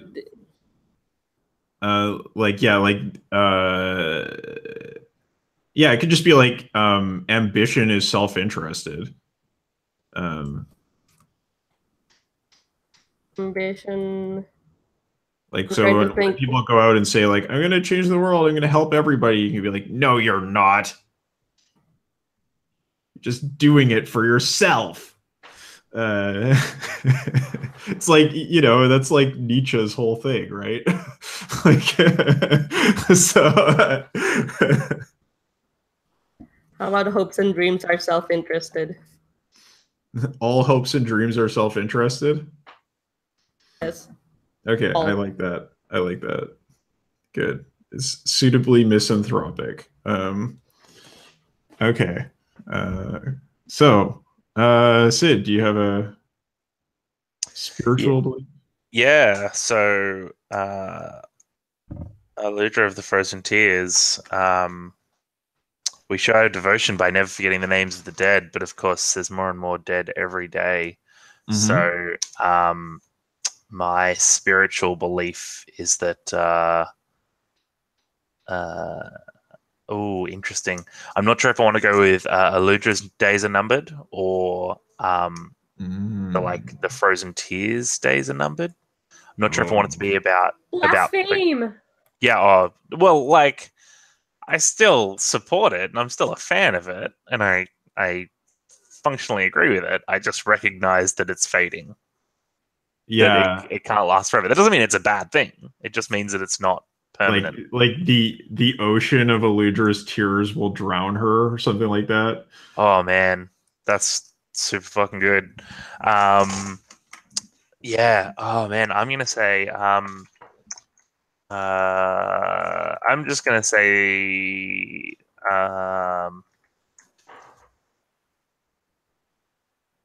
Yeah, that's good. That's good. I don't know. I'll play with the wording, but that's what I'm going for. Cool. The temporal temporariness of our church. Sorry, Ellen. I love you. No, that's great, because then you can fight over what the true interpretation of your theology is. That's right. Cool. Lou, are you alive? Has the revelry gotten to you?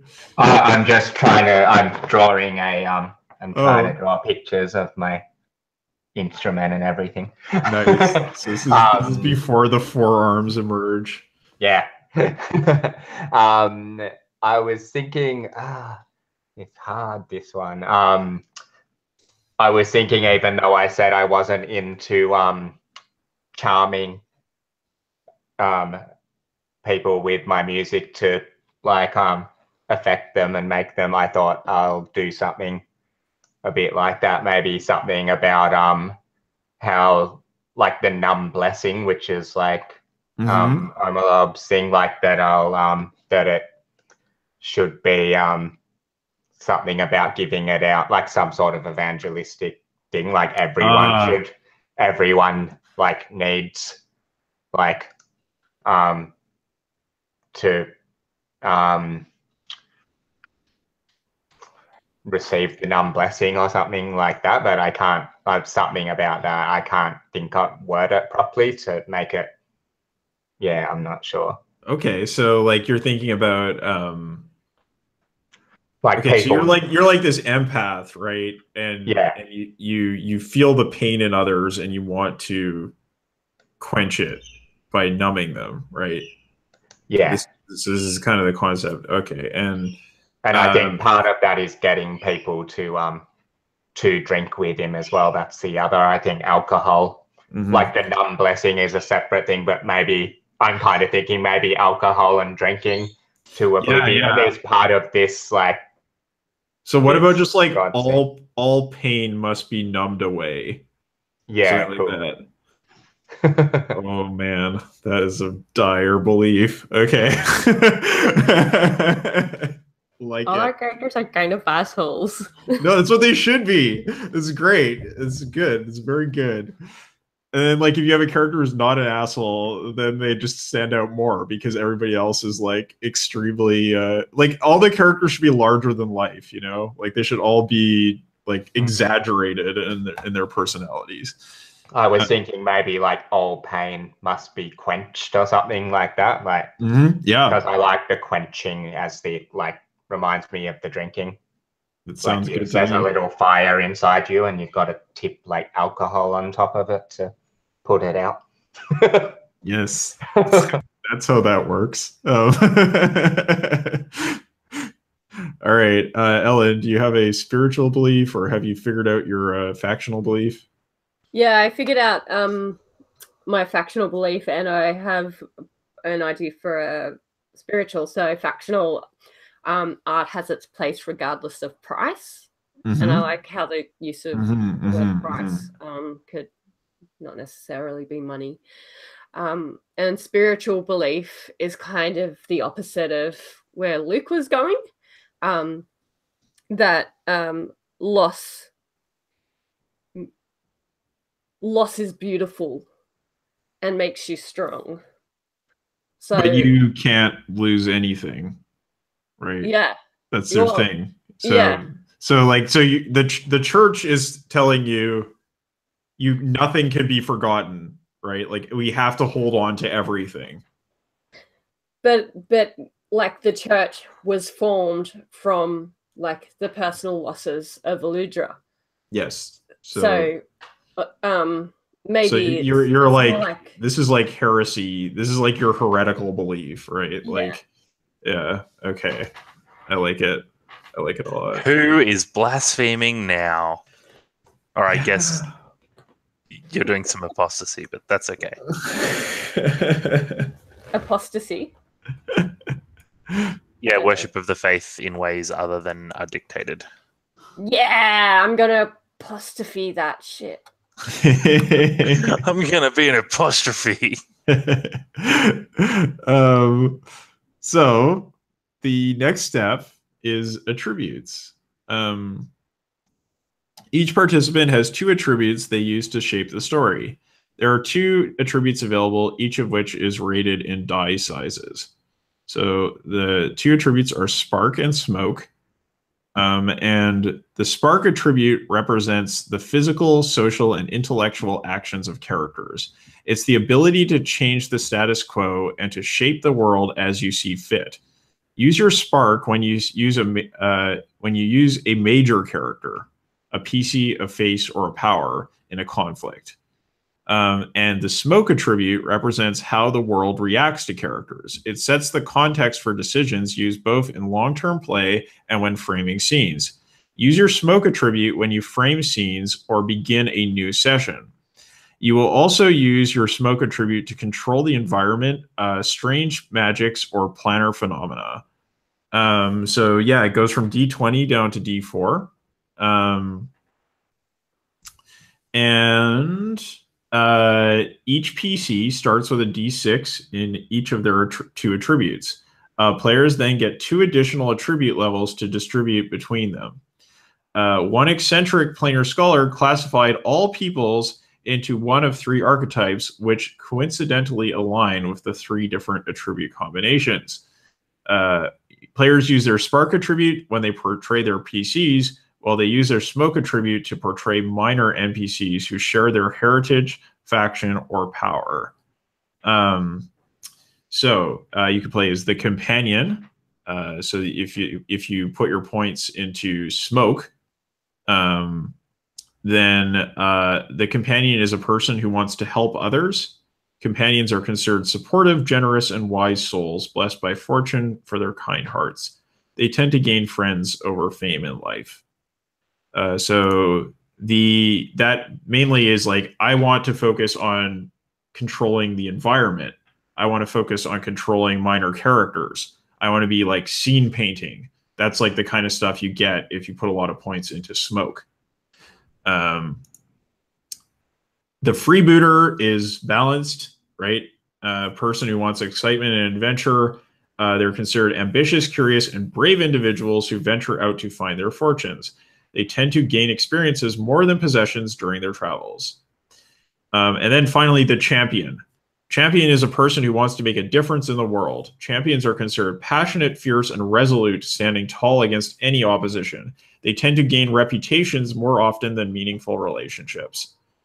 So this is, you know, focusing on your character in particular and making them strong.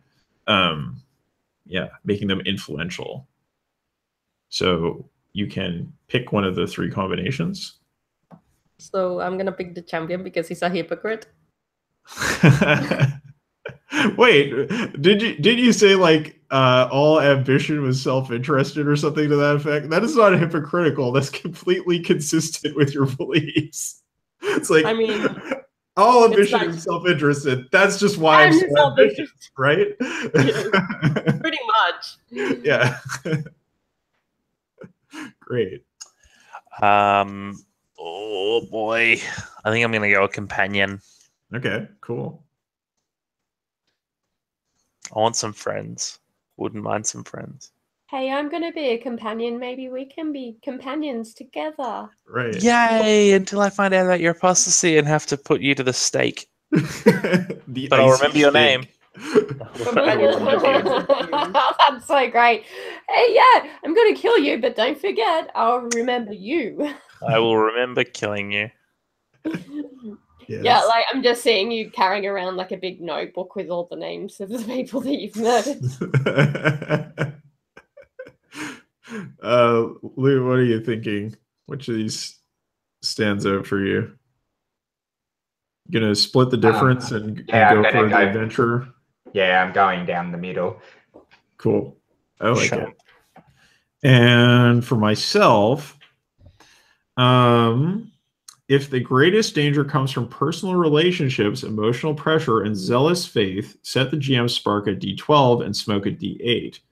If the greatest danger comes instead from force of arms, political strategy, and arcane secrets, set the GM spark at D8 and smoke at D12. As the GM, use your smoke attribute to portray any minor NPCs, be they monstrous or mundane. Use your spark attribute to portray the face NPCs or any of the powers. I kind of am feeling spark over smoke here. Yeah, that makes sense. Yeah. Cool. All right, and step 9, the final. Sig is the city that ties the verse together. It's the place where families unite, strangers connect, and the pieces come together. The interlocking histories and relationships between player characters, factions, and powers are complex and compelling. For that reason, you will collaboratively create the important face characters who bind the group together. Place a blank index card between each of the players and one in the middle of the table. You will use these cards to record information about the various NPCs that bind the group together. So we'll just use the Google Doc to do this.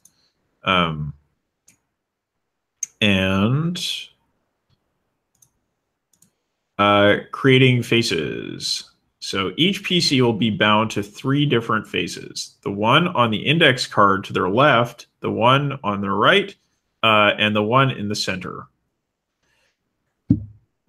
Players define each face by describing their relationship based on which heritage, faction, or power they have in common. Start with a player who has the first idea and go around the table in a clockwise fashion until every player has contributed to their 3 faces. Yeah.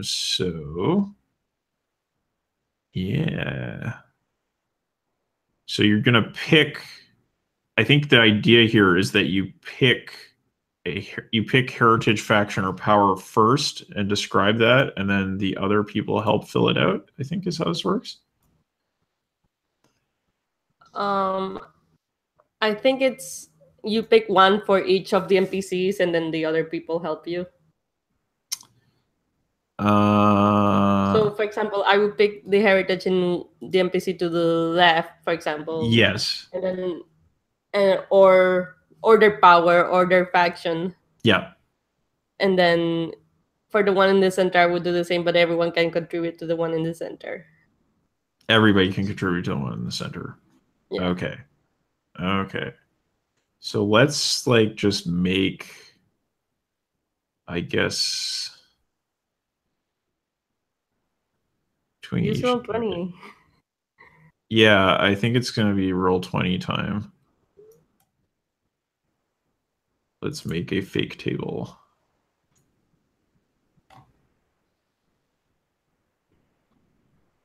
So is the implication that we're all bound to the face in the center? Yes. Okay, so I believe the face in the center is the one who's instigating the scenario. Right. So with 4 of us, we'll share across the diamond with someone twice, and then have the one in the center with everyone. Okay. Yeah. Yep. Correct. Okay. So that's good. And I put my character's name on there. Yep. And now I will add another.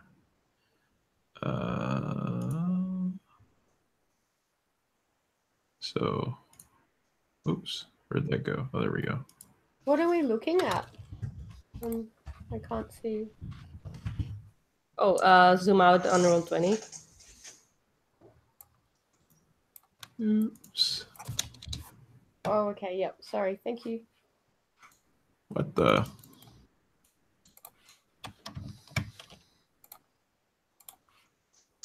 Oh, right. That's the thing you have to do the text thing.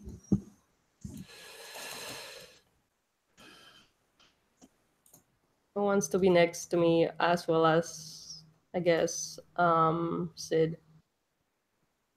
Who wants to be to my right? Oops. Did somebody else put their name down already? No. Sid and I have. Yeah. Okay. Oh, I didn't. Don't give me any credit. Someone else did it for me. Oh, that was me. That was Thanks, me. Oh, that was you? Okay, never mind. Yeah. I put mine in. Okay. And I don't do anything unless the teacher tells me to do it. I don't want to. I'm just going to assign these randomly because I think that's the idea.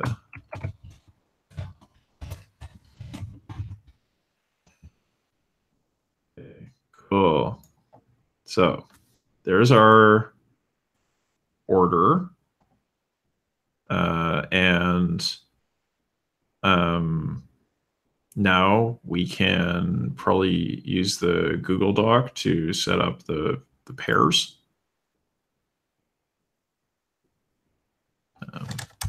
I gave you the edit permissions, right? You did, my dog. You did. Okay, so let's do this. So it'll be Algabar and Honeysuckle.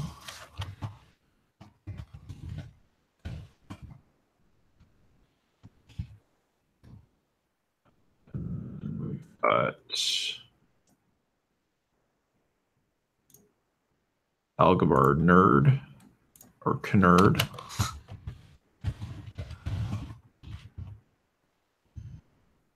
And Honeysuckle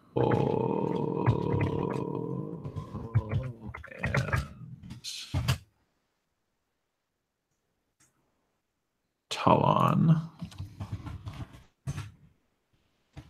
And Talon to Nerd and Nerd. Oh, Algabar to Nerd is the thing we already got. So then the center.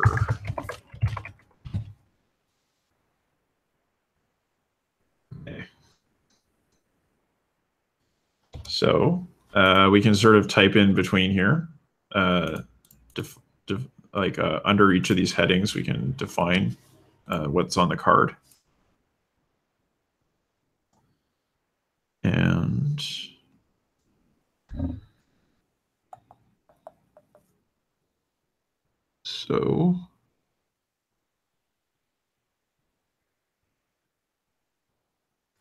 So who wants to go first? Yeah. Who wants to, that makes sense. I get it now. Ellen, are we a team? We are.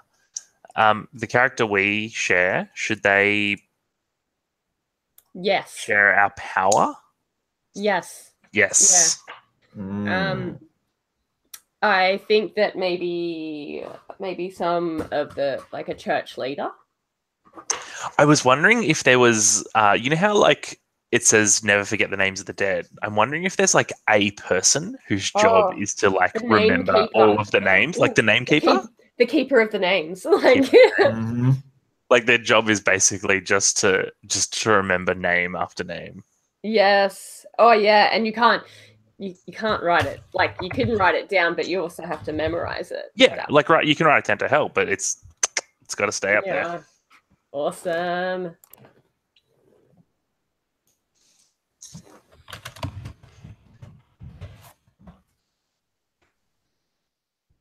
Cool. So they then will be shared by power. I'm just gonna do some folding and stuff to make this kind of pop, if that's okay. Go for it. Ellen, do you have a name for them?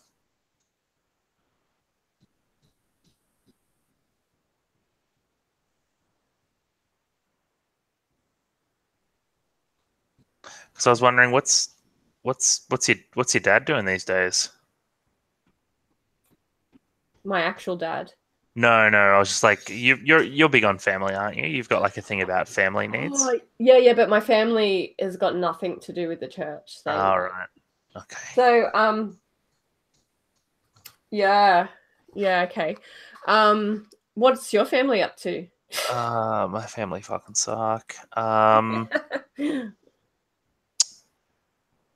I kind of want to. Yep. Okay.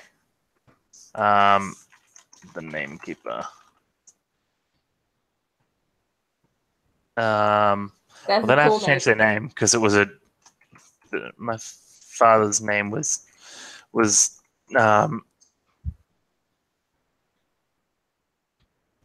man, I could not find that mute button to cough in time. That was rough. I'd named my father Tohmw, which was Tomer, but that was a fun little joke on my part that it sounded like a fantasy name. I can't use that. I just like Tome. I've got the list of names here. Yeah? Yeah. So I'm thinking like someone from High Squire because they're probably super smart and like high training and come from rich background. Yeah. I like this name here. Izray. Izrai. Sounds pretty good. Sounds pretty Dark Souls. Izray, keeper of the names. Yes. Has 40,000 hit points. AC of 16. Yeah. Izray, the keeper of names. Dope. So good. Cool. So we'll first make up these relationships, and then we'll start to flesh them out, or these faces. Okay, and so let's get another character down.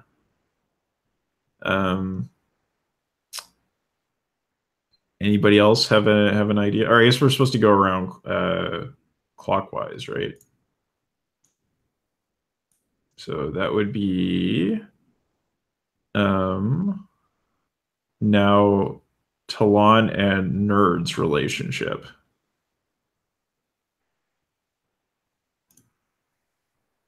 Knerd.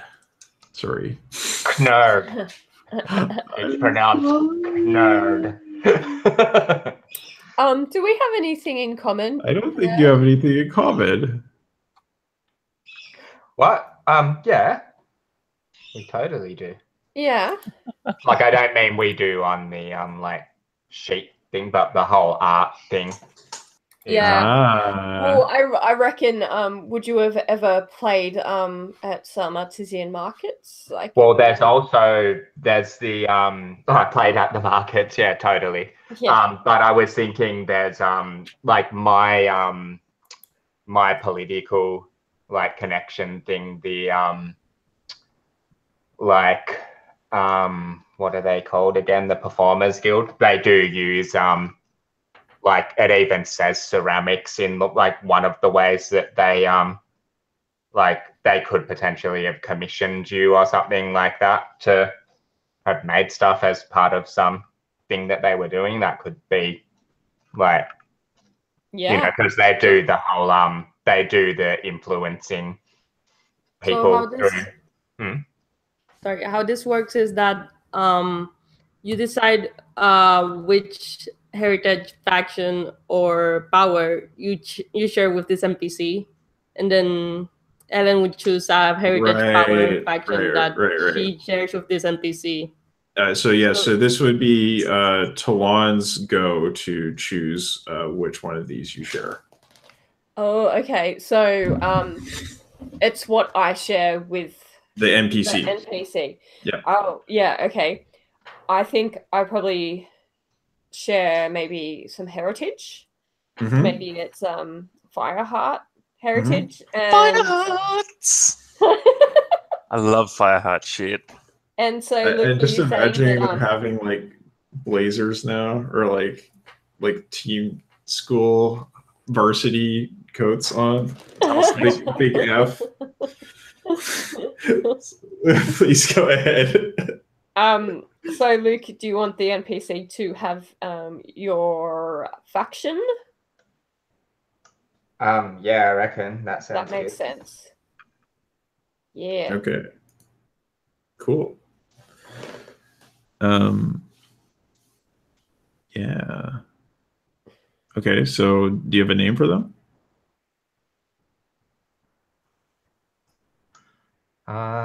Let's look at that list for people names. So should they be the procurer? Mm.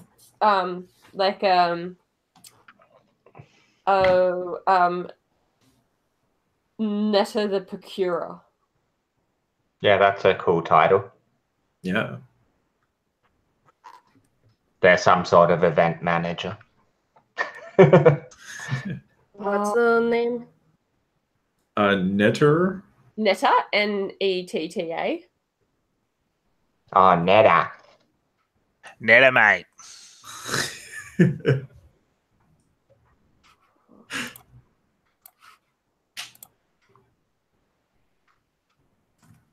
Netta the procurer. Yes. Okay. So the next one will be the relationship between Knerd and Aljabar.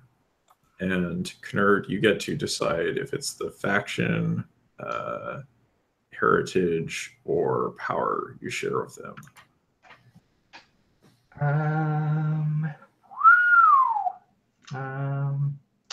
Sorry, what were the last 12 words that you said? So you get... this is going to be your relationship with Aljabar. And you get to choose their faction, their power, or their heritage that you share with them. With this NPC. We're creating the NPC. Yeah, okay. I'm derping out. I'm thinking it's a direct relationship. Right. Yeah, it's rather confusing. I agree, but we got it down. It would be kind of interesting. I'm kind of thinking as my character as being a bit of an alien here in terms of, I mean, there's heaps of aliens here, but in terms of family, the most central place in the universe. So yeah, but I'm kind of thinking not that many of my particular people are here. So maybe, well, let's do this one as family. Like, yeah, okay. With heritage, my one, and yeah, that could be interesting. Okay, can you give a name to your weird blue people? Yeah, so they've got to have, what about, the name of the actual people themselves? Yes, yes. Or the name of this NPC? Well, we're going to need both, but... the NPC's name is Banat. It's B-N-A-R-T, Banat. Okay. And people. What's another interesting... maybe something with an F and an N at the start of it. Maybe Fnood. Yes. FN-double-O. Oh. Yeah. Double O? Yeah, FN-double-O-D. Fnood. Okay. And so now, yeah, Maria, you're going to pick the secondary attribute of the NPC. All right. I think they came here with big hopes, so Nyx. Okay. Cool. So I think we've covered all the relationships. Is there... No, Algabar and Honeysuckle. Oh, Algabar, Honeysuckle we missed. Okay, so Algabar, it's your chance to define. You've got that spark. Also the central character and the focus are different. Oh, are they? Oh, okay. Yeah, because it says put one more index card in the middle of the table.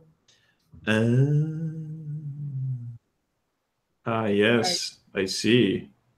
All right, so I will make a central character. I want to say,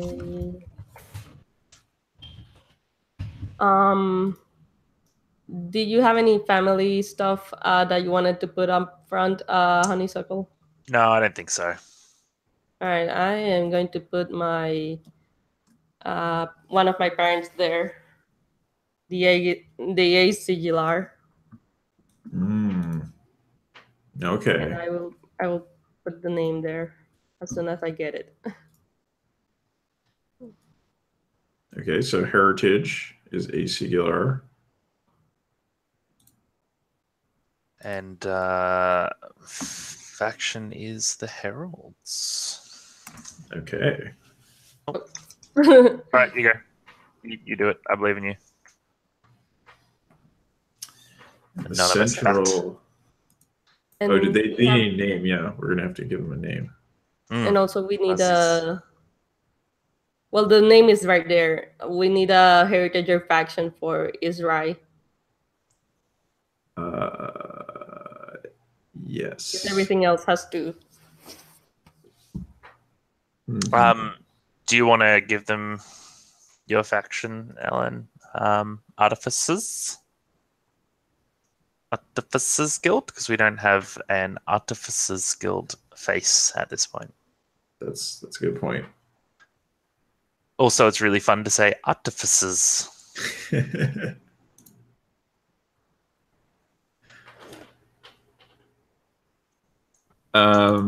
Lou, I believe we're almost done. Like, this is just session 0, so I don't think we're actually going to have to play today.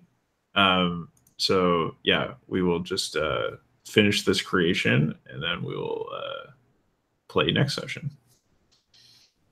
Okay, right. So that's all done. We also need the center person and the focus. The center, yes. So who will this be? Does somebody have a volunteer? They're going to volunteer detail for the center one. Yeah, something you share with them.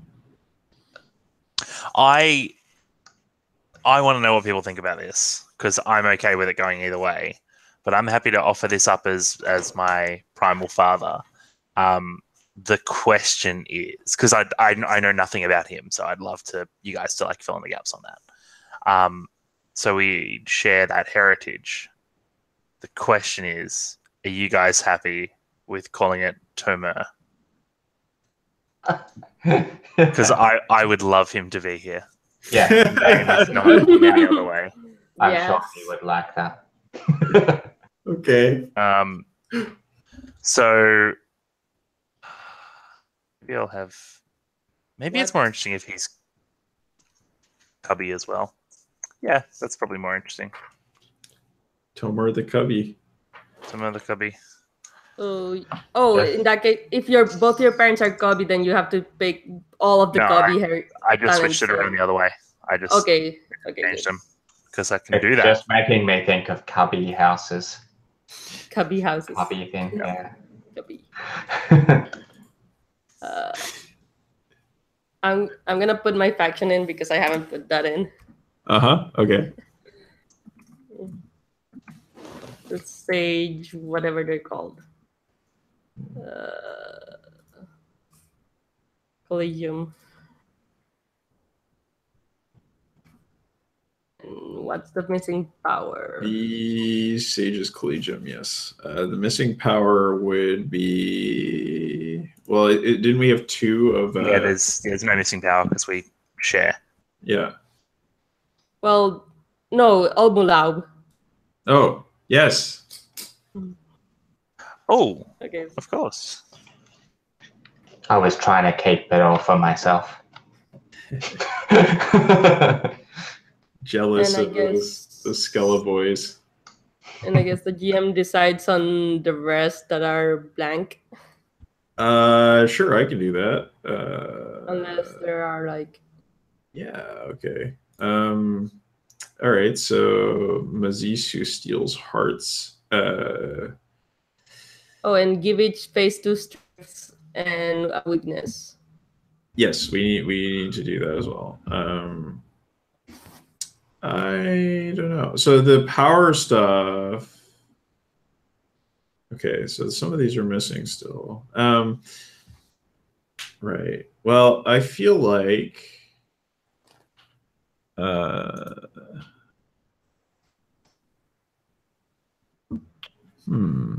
is a lot to add.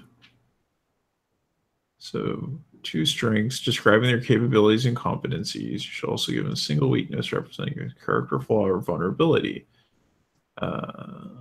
And yeah, I guess I'm supposed to fill in. Like, do I have to fill those in? Because like I think maybe it's just like it's not relevant. Like maybe, yeah. I think because it doesn't say anything about me filling them in. All right. Then I guess we just need the strengths and weaknesses. Yeah, strengths and weaknesses, yeah. So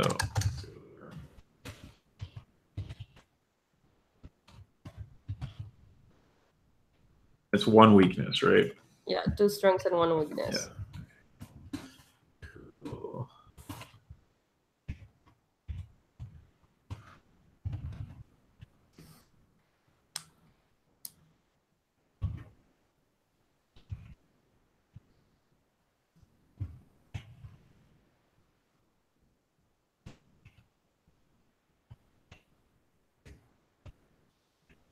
Okay.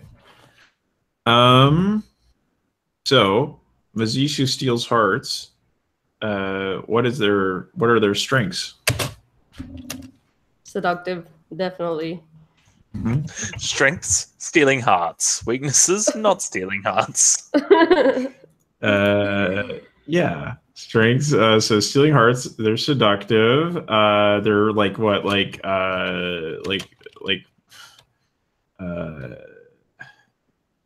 Like parasitic, like they can change hosts. Yeah, but that's an ACGLR thing by default. Yeah, so okay, so they're part of the Heralds and well connected. Yeah, I could see that. And then his weaknesses that I'm probably too punctual. I work too hard. I'm a perfectionist.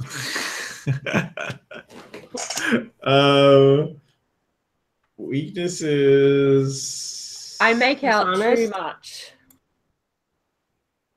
Yeah. Like dishonest, I think. Dishonest. So like entangled, like they have too many relationships that are too complicated. Yes, please. Yeah, I dig that. Yeah. Okay. Now Bernard. Bernard, what is Bernard's? What are Bernard's strengths? What's Bernard's story again? He's Bernard's a nude. Yeah, and worships Nyx. What's Nyx's story Dreams again? and ambitions. Dreams. Well, I guess so. Obviously, Bernard's also going to be some sort of musical empath, because I said that was like a kind of overall like feature of the So maybe that makes sense. Yeah, they're musical. What's something that distinguishes them from you? What's like different? He's famous. What's that? Fame, notoriety. That's cool. Okay, famous. And weaknesses. Too famous? I don't know. Maybe So famous. maybe I like the idea of like cruelty or something. Like they're an aberration from the model. They like take pleasure in like sharing other people's pain. Yeah. So like sadistic. Yeah, which is probably why they left. Like nude. Asshole. Total asshole. Like you could pretty much just put under weaknesses like brainer. Brainer. That's a good touchstone.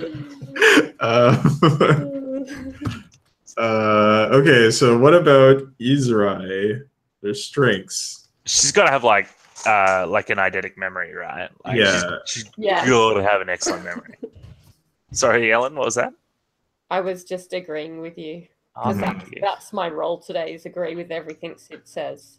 And aren't you just the best? Yes, It I could am. be cool to see as a weakness for that, the flip side that often comes with that sort of skill at memory of like struggle with like social skills, or no personal space, and that sort of classic like engineer sort of Autistic, basically. Yeah, I was kind of thinking that, that sort of thing that comes with like the flip sides of that super powered memory and stuff. I'm kind of uncomfortable with putting autistic under weaknesses. Oh yeah, no. Yeah, definitely. But that's why I was steering around. That's why I was steering around the. Oh my god. Well, I think it's also in strengths, though. If you are putting that in there, do you know what I mean? There's strengths that come with that, and there's hard things that come with that as well. Like it's not that we're putting it only in. I was thinking like the stimulus management thing as well. Like if you've got like the sensitive to stimuli.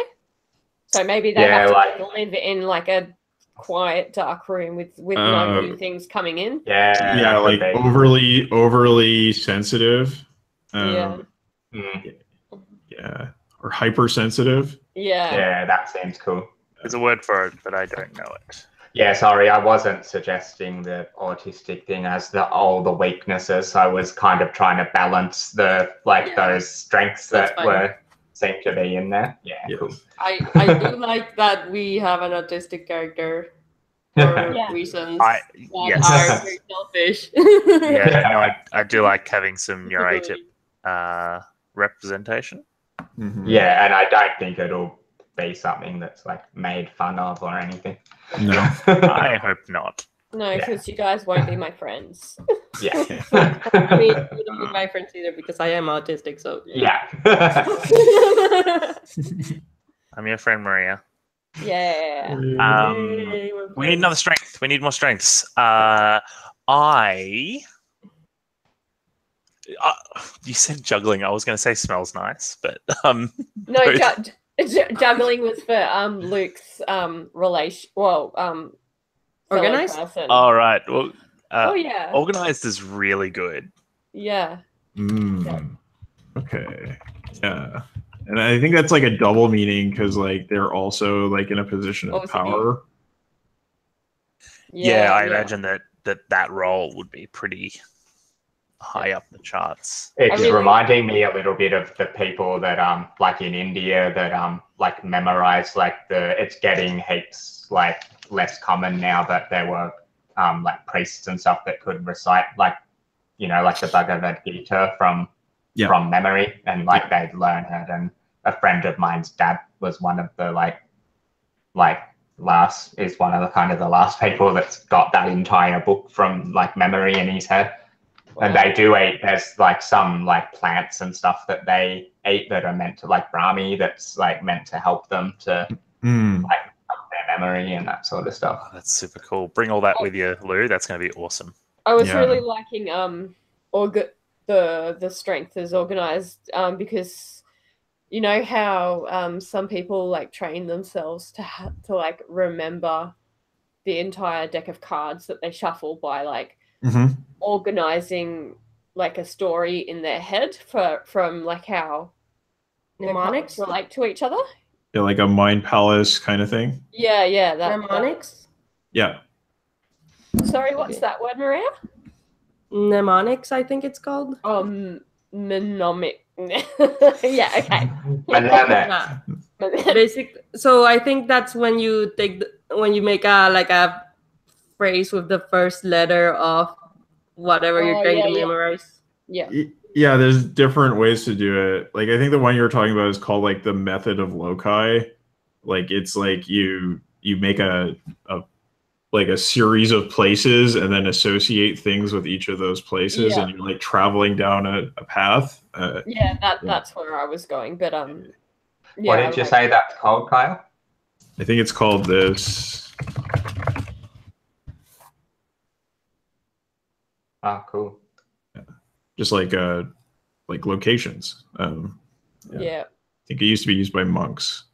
I just heard loci as some sort of like god or character, like the method of loci. Oh yeah, like there's really cool guy named Loci. Yeah. Well, like Loki, like. But yeah, I was. It's like the plural of locus, right? Oh, is it too late to change their name?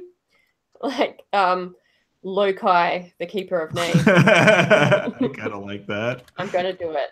You can't stop me. Okay. Oh, we're both doing it. Okay, I'll stop doing it. It does suit. Okay, there's quite a lot of like Terry Pratchett kind of Discworldy stuff in this game, and he's super famous for like that like overt nomenclature, like with naming characters with attributes or names that sound like the sounds of them, like sharp naming, like veterinary is the patrician, and he's named with that, you know, it's kind of all pointy sounds and stuff. He's like super famous for that. Right. Yeah, absolutely. How about strength and weaknesses for the rest? Yes. So Netta the procurer, their strengths. Takes no one's shit. I think it's one of them. Not to be fucked with. My favorite thing in PBTA games is seeing all the different versions of it. Right? Not to be trifled with. Yeah, it's in place. It's not to be trifled with. I kind of like that they're procuring the stuff like to have these like mediated events, you know, for bringing factions together. But as they're doing it, they're like maybe that there can be the flip side that take no shit. It's like they're pissing people off while they're like leaving a trail of destruction like bad feelings behind them while they're trail of enemies. Like everyone do the shit. We gotta so weakness is a trail of enemies, right? Yeah, that's dope. And the other strength. Which would be like, would they be like financially, like would they have a pretty high capital? Yeah, I can see that. Rich. Thank you. That could be handy. Yeah. Difference in monies. And Tomer upon Western Wind, the Cubby, or Cubby, sorry. Cubby. Tomer Cubby. Cubby. Worshipper I'm so of glad. Omulaub. I hope he never watches this and someone just brings it up one day. And he's like, what the fuck? Why am I in every one of Sid's games as an NPC? I don't know, dude. It just happens.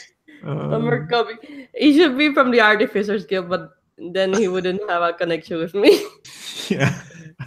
Oh wait, he doesn't have a connection with Ellen's character right now. So, but we have someone else from the Artificers Guild. So, right. So he's a sage. It's like a morbid scholar. Deaths. Tomer the Cubby Sage. Yeah. So wow, that's real weird. What's the Omulaub is the god of death. The numb guy. And like Scur. Yeah. Yeah, the numbing the numbing dude. Lord Numb. I think one of his weaknesses is that he's extremely monotonous. Yes. Or the weakness, because there's only one. Right. But is there a strength in like routine? In like he has like a strict routine? I feel like that's. I think there's not a strength in there. That's going back to organized, right? Methodology. It is Methodical. Methodical. I like methodical is good. I was also thinking of another strength, maybe like aids in decomposition. Like decomposition is very important to the world. Oh yeah, so he's like expert in forensic science. Fertilization. Yeah, like expert in could he be like an expert in fungi? Because like that's what they do. Yes. A mycologist. Yeah, he's a mycologist. Yeah. Cool. And he probably has like a myconid friend who like he hangs out with. Hold on, is everyone just breezing over the fact that Ellen knows the word mycologist like just top of the head? Yes. Are we all just ignoring that? That was amazing. Ellen's a plant nerd, which she doesn't often get to. I know heaps of shit about ants. Ask me things about ants. Is that the sign that you bring to market every weekend? Just like sign, ask me about ants. Guys, how many ants are there? Before we go. Lou, how many ants are there? You mean in the entire, how many species of ants? No, I mean how many ants? How many individual ants? Come on, man. There's it's 12 times the weight of humans in the world of ants. So I should just count the number of humans and then divide by 12. Well, they just calculated in weight. There's like 12 times the biomass of humans, like of ants in the world. I was trying to make fun of you, and that turned out to be pretty cool. So thank you. I am so confused right now. Okay, well let's talk about the focus so we can. Let's not. We have 3 minutes. We can talk about the focus. I think it's there's a problem. The focus has the most complicated history. It is tied to every PC.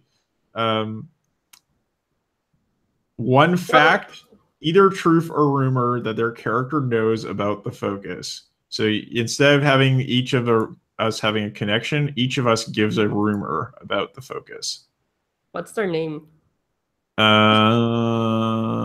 Okay, their name. I'll come up with their name because I haven't done a name thing yet. Ooh, Kyle name.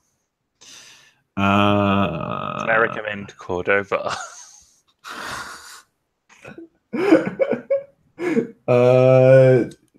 Yeah, he's Cordova. He is involved in naming people. Also runs a prominent RPG organization. What about I don't know, but I'm thinking Hernando Castafiel. I could go with Castafiel. Yes. crossover. Nice. I love like implied shared universe shit. Let's Lord Skurlock. It's Lord Skurlock. Right. Castafiel. Oh man. So I'm thinking this is somebody's focus. Looking at your characters. So I think, or maybe I should base this off of like a world thing, like what's going on in the world. Yeah, so I'm gonna call them Castafiel the Nexus. And I'll let you decide what that's about. So rumors. Everybody gets a rumor.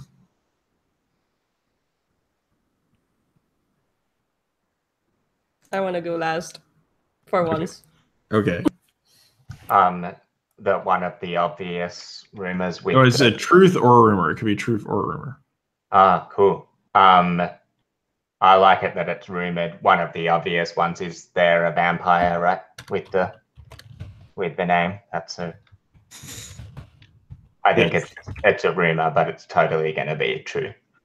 Their best friend is Lord Skurlock.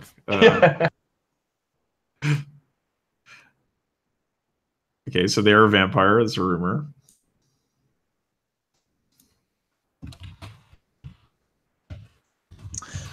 I want them to be like rumored to be undermining some structure of the world. But I don't know what we want to break down. Do you mean a literal structure? What about what? No, I mean like a sociological structure. Oh, Yeah, right. I was going for physical, thinking like they could be harvesting the tether bonds.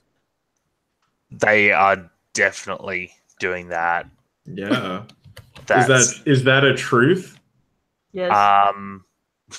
I think maybe we think it's a rumor, but it's true.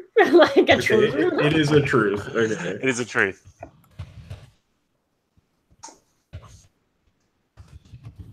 Now, So can I ask which tether it was? All of them.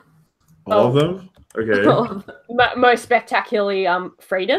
Like that may be why. Yeah, because freedom's the one that just went away, right? So okay. Yeah. yeah. And any other rumors or truths? I wanted to make one about something related to his get back to me because I have to think about it a bit more because I think we have one more person. Yeah, I think do you have a rumor or truth? Oh yeah, you gave one, right? I'm the one who hasn't given one. I started talking, and then Ellen was like, "No, I've already got a better version of that." And I was like, "Yes." I want to do something about like, that they're like a truth is that they have an impressive, like art collection or something like that because I want them to be seeking out our two artists.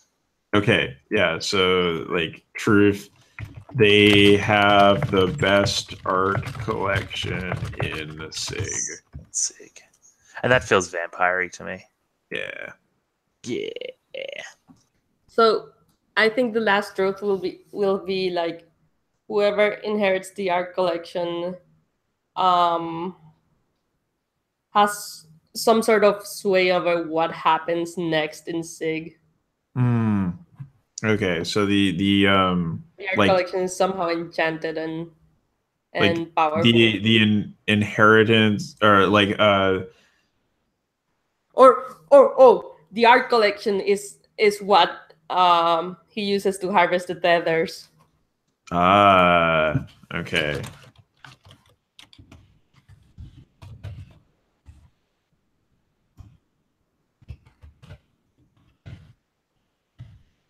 And yeah.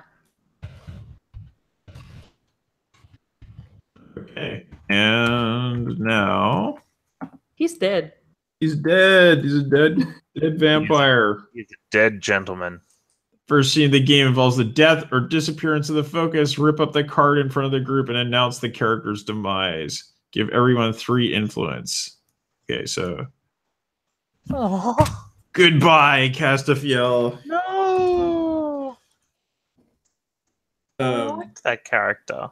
We might have to bring him back and just. Yeah, well, we have Strike. video evidence of his existence. Oh, okay.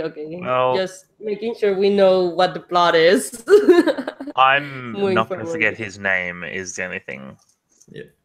I don't think anyone will forget his name. Harvesting tethers, has a sweet art collection, and now he's dead. And his art collection is what he used to harvest Yes, tethers. dude. Oh, and Yes. he might be a vampire. Yes. Oh, he's definitely. Or, well, he's rumored to be a vampire. Yeah. Much like Lord Skurlock, rumored to be a vampire. So everybody mark down your 3 influence, and I think we'll call it for this session. It's been a very long session 0, as I expected. Can we do stars and wishes? Lou's wish is to go to bed. We're moving house, so my wish now is to be super hungover with a sore back and pack up everything that I own in the whole house. Oh, okay. Are you guys moving over this weekend? Next weekend, but we're packing everything up. Have fun. I feel for you. Having just moved recently, I feel for you so much. So yeah, let's do some stars though. Some nice things to say. Can we start with? I got one. Oh, go ahead, Lou. I really like making up characters, and it's interesting to. I like the I kind of like the world building through the I guess I'm giving a star to the game. Because it's kind of like Bonds, but I like the connections between the characters through like people that you like both know. I'd like to kind of see that in other games. So I think it would work really nicely. Yeah, it's just like formalizing, making PC NPC PC triangles, which is good stuff. Totally. Yeah. Cool. So Maria, do you have a star? I'm not sure who to give it to.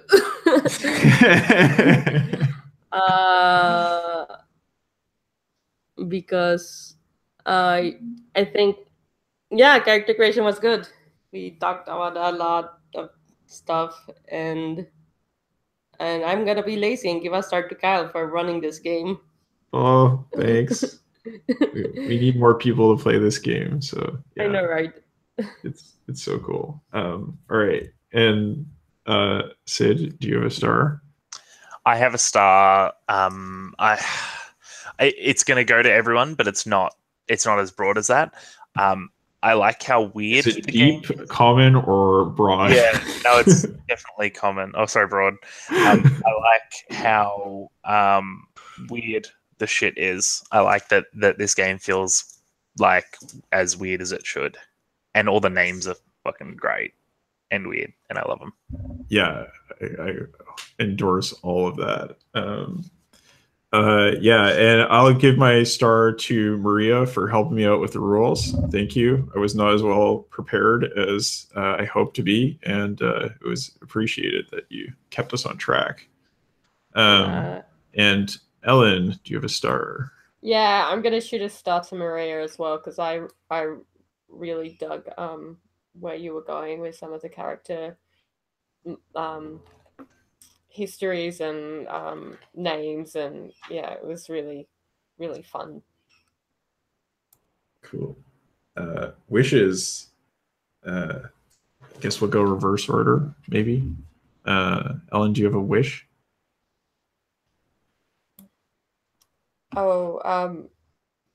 I just am really keen to see how all these intertwined characters develop together. I just am, got all the wishes for the game. just can't wait to watch it play out. Yeah.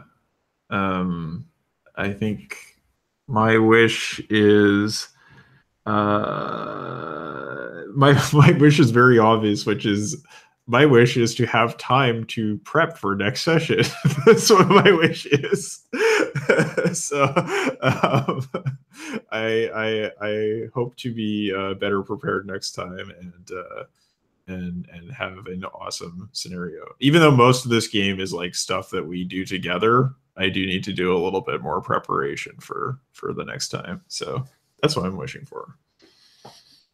My wish is a more. I forgot what I was gonna say right as I was gonna say it. But yeah, I do have a wish. The wish was get back to me. I will come back. Okay. My wish, Ellen, your belief is loss is beautiful and makes us strong. I want to see you lose something that matters to you and see how beautiful it is. I want to see if it's beautiful when it happens to you, or if I'm just absolutely wrecked by it. That's clearly something someone would say when they actually haven't lost anything dear to them. Exactly. Yeah, that comes from this super naive place, and I want to see that challenged. Yeah, so I need to like look at all your beliefs and like be like, okay. I mean, even though this is a lot more collaborative than Burning Wheel, so the challenging doesn't necessarily all fall on me, but I do have that role, so I have to be like, okay, your family just died. How's that feeling now? Yeah. I mean, session 1, let's maybe have some happy family shots. Yeah. Barbecue. The swings are free. Who pushes you?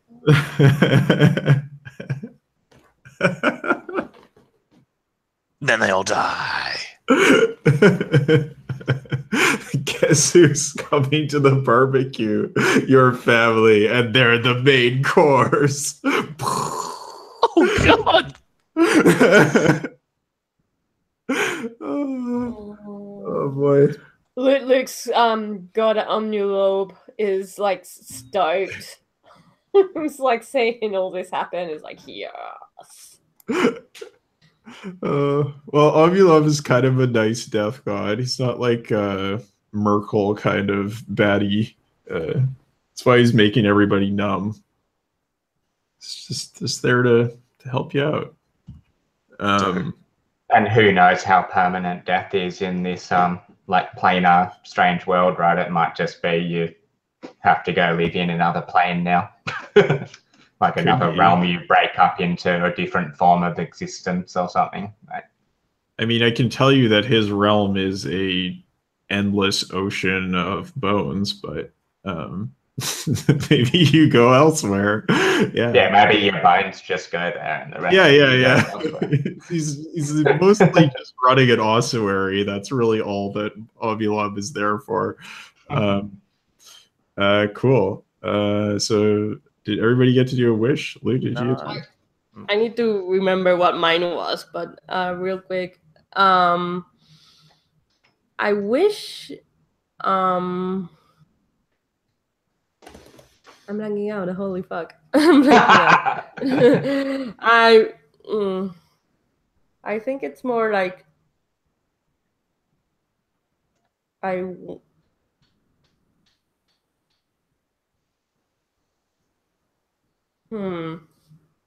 Luke, go ahead. I can't. I need to remember. Mine's just a simple one. I'm enjoying drawing this picture, so hopefully I get to. That's just the instrument so far. And then I've kind of drawn him with like no like arms or anything yet. He looks pretty weird. But then I'm just gonna Photoshop cut the instrument and shrink it down to the right size and draw some janky arms. But hopefully I'll get to draw. I normally only draw my own characters, but I'm looking forward. Maybe in our this is a general future thing. Maybe in the Blades game we're playing, Kyle, I'd like to draw other people's characters from my perspective too. It would be cool to make like whole, little party portrait, or even as the in-game kind of pretend in-game object thing, like it's the photo on the wall sort of the gang or whatever. Like that's something I'd like to do in the future. Totally. Always looking for character art. That's awesome. Yeah. And I think apart from wishing that I wasn't so tired that I couldn't think of what I want to wish for, I think I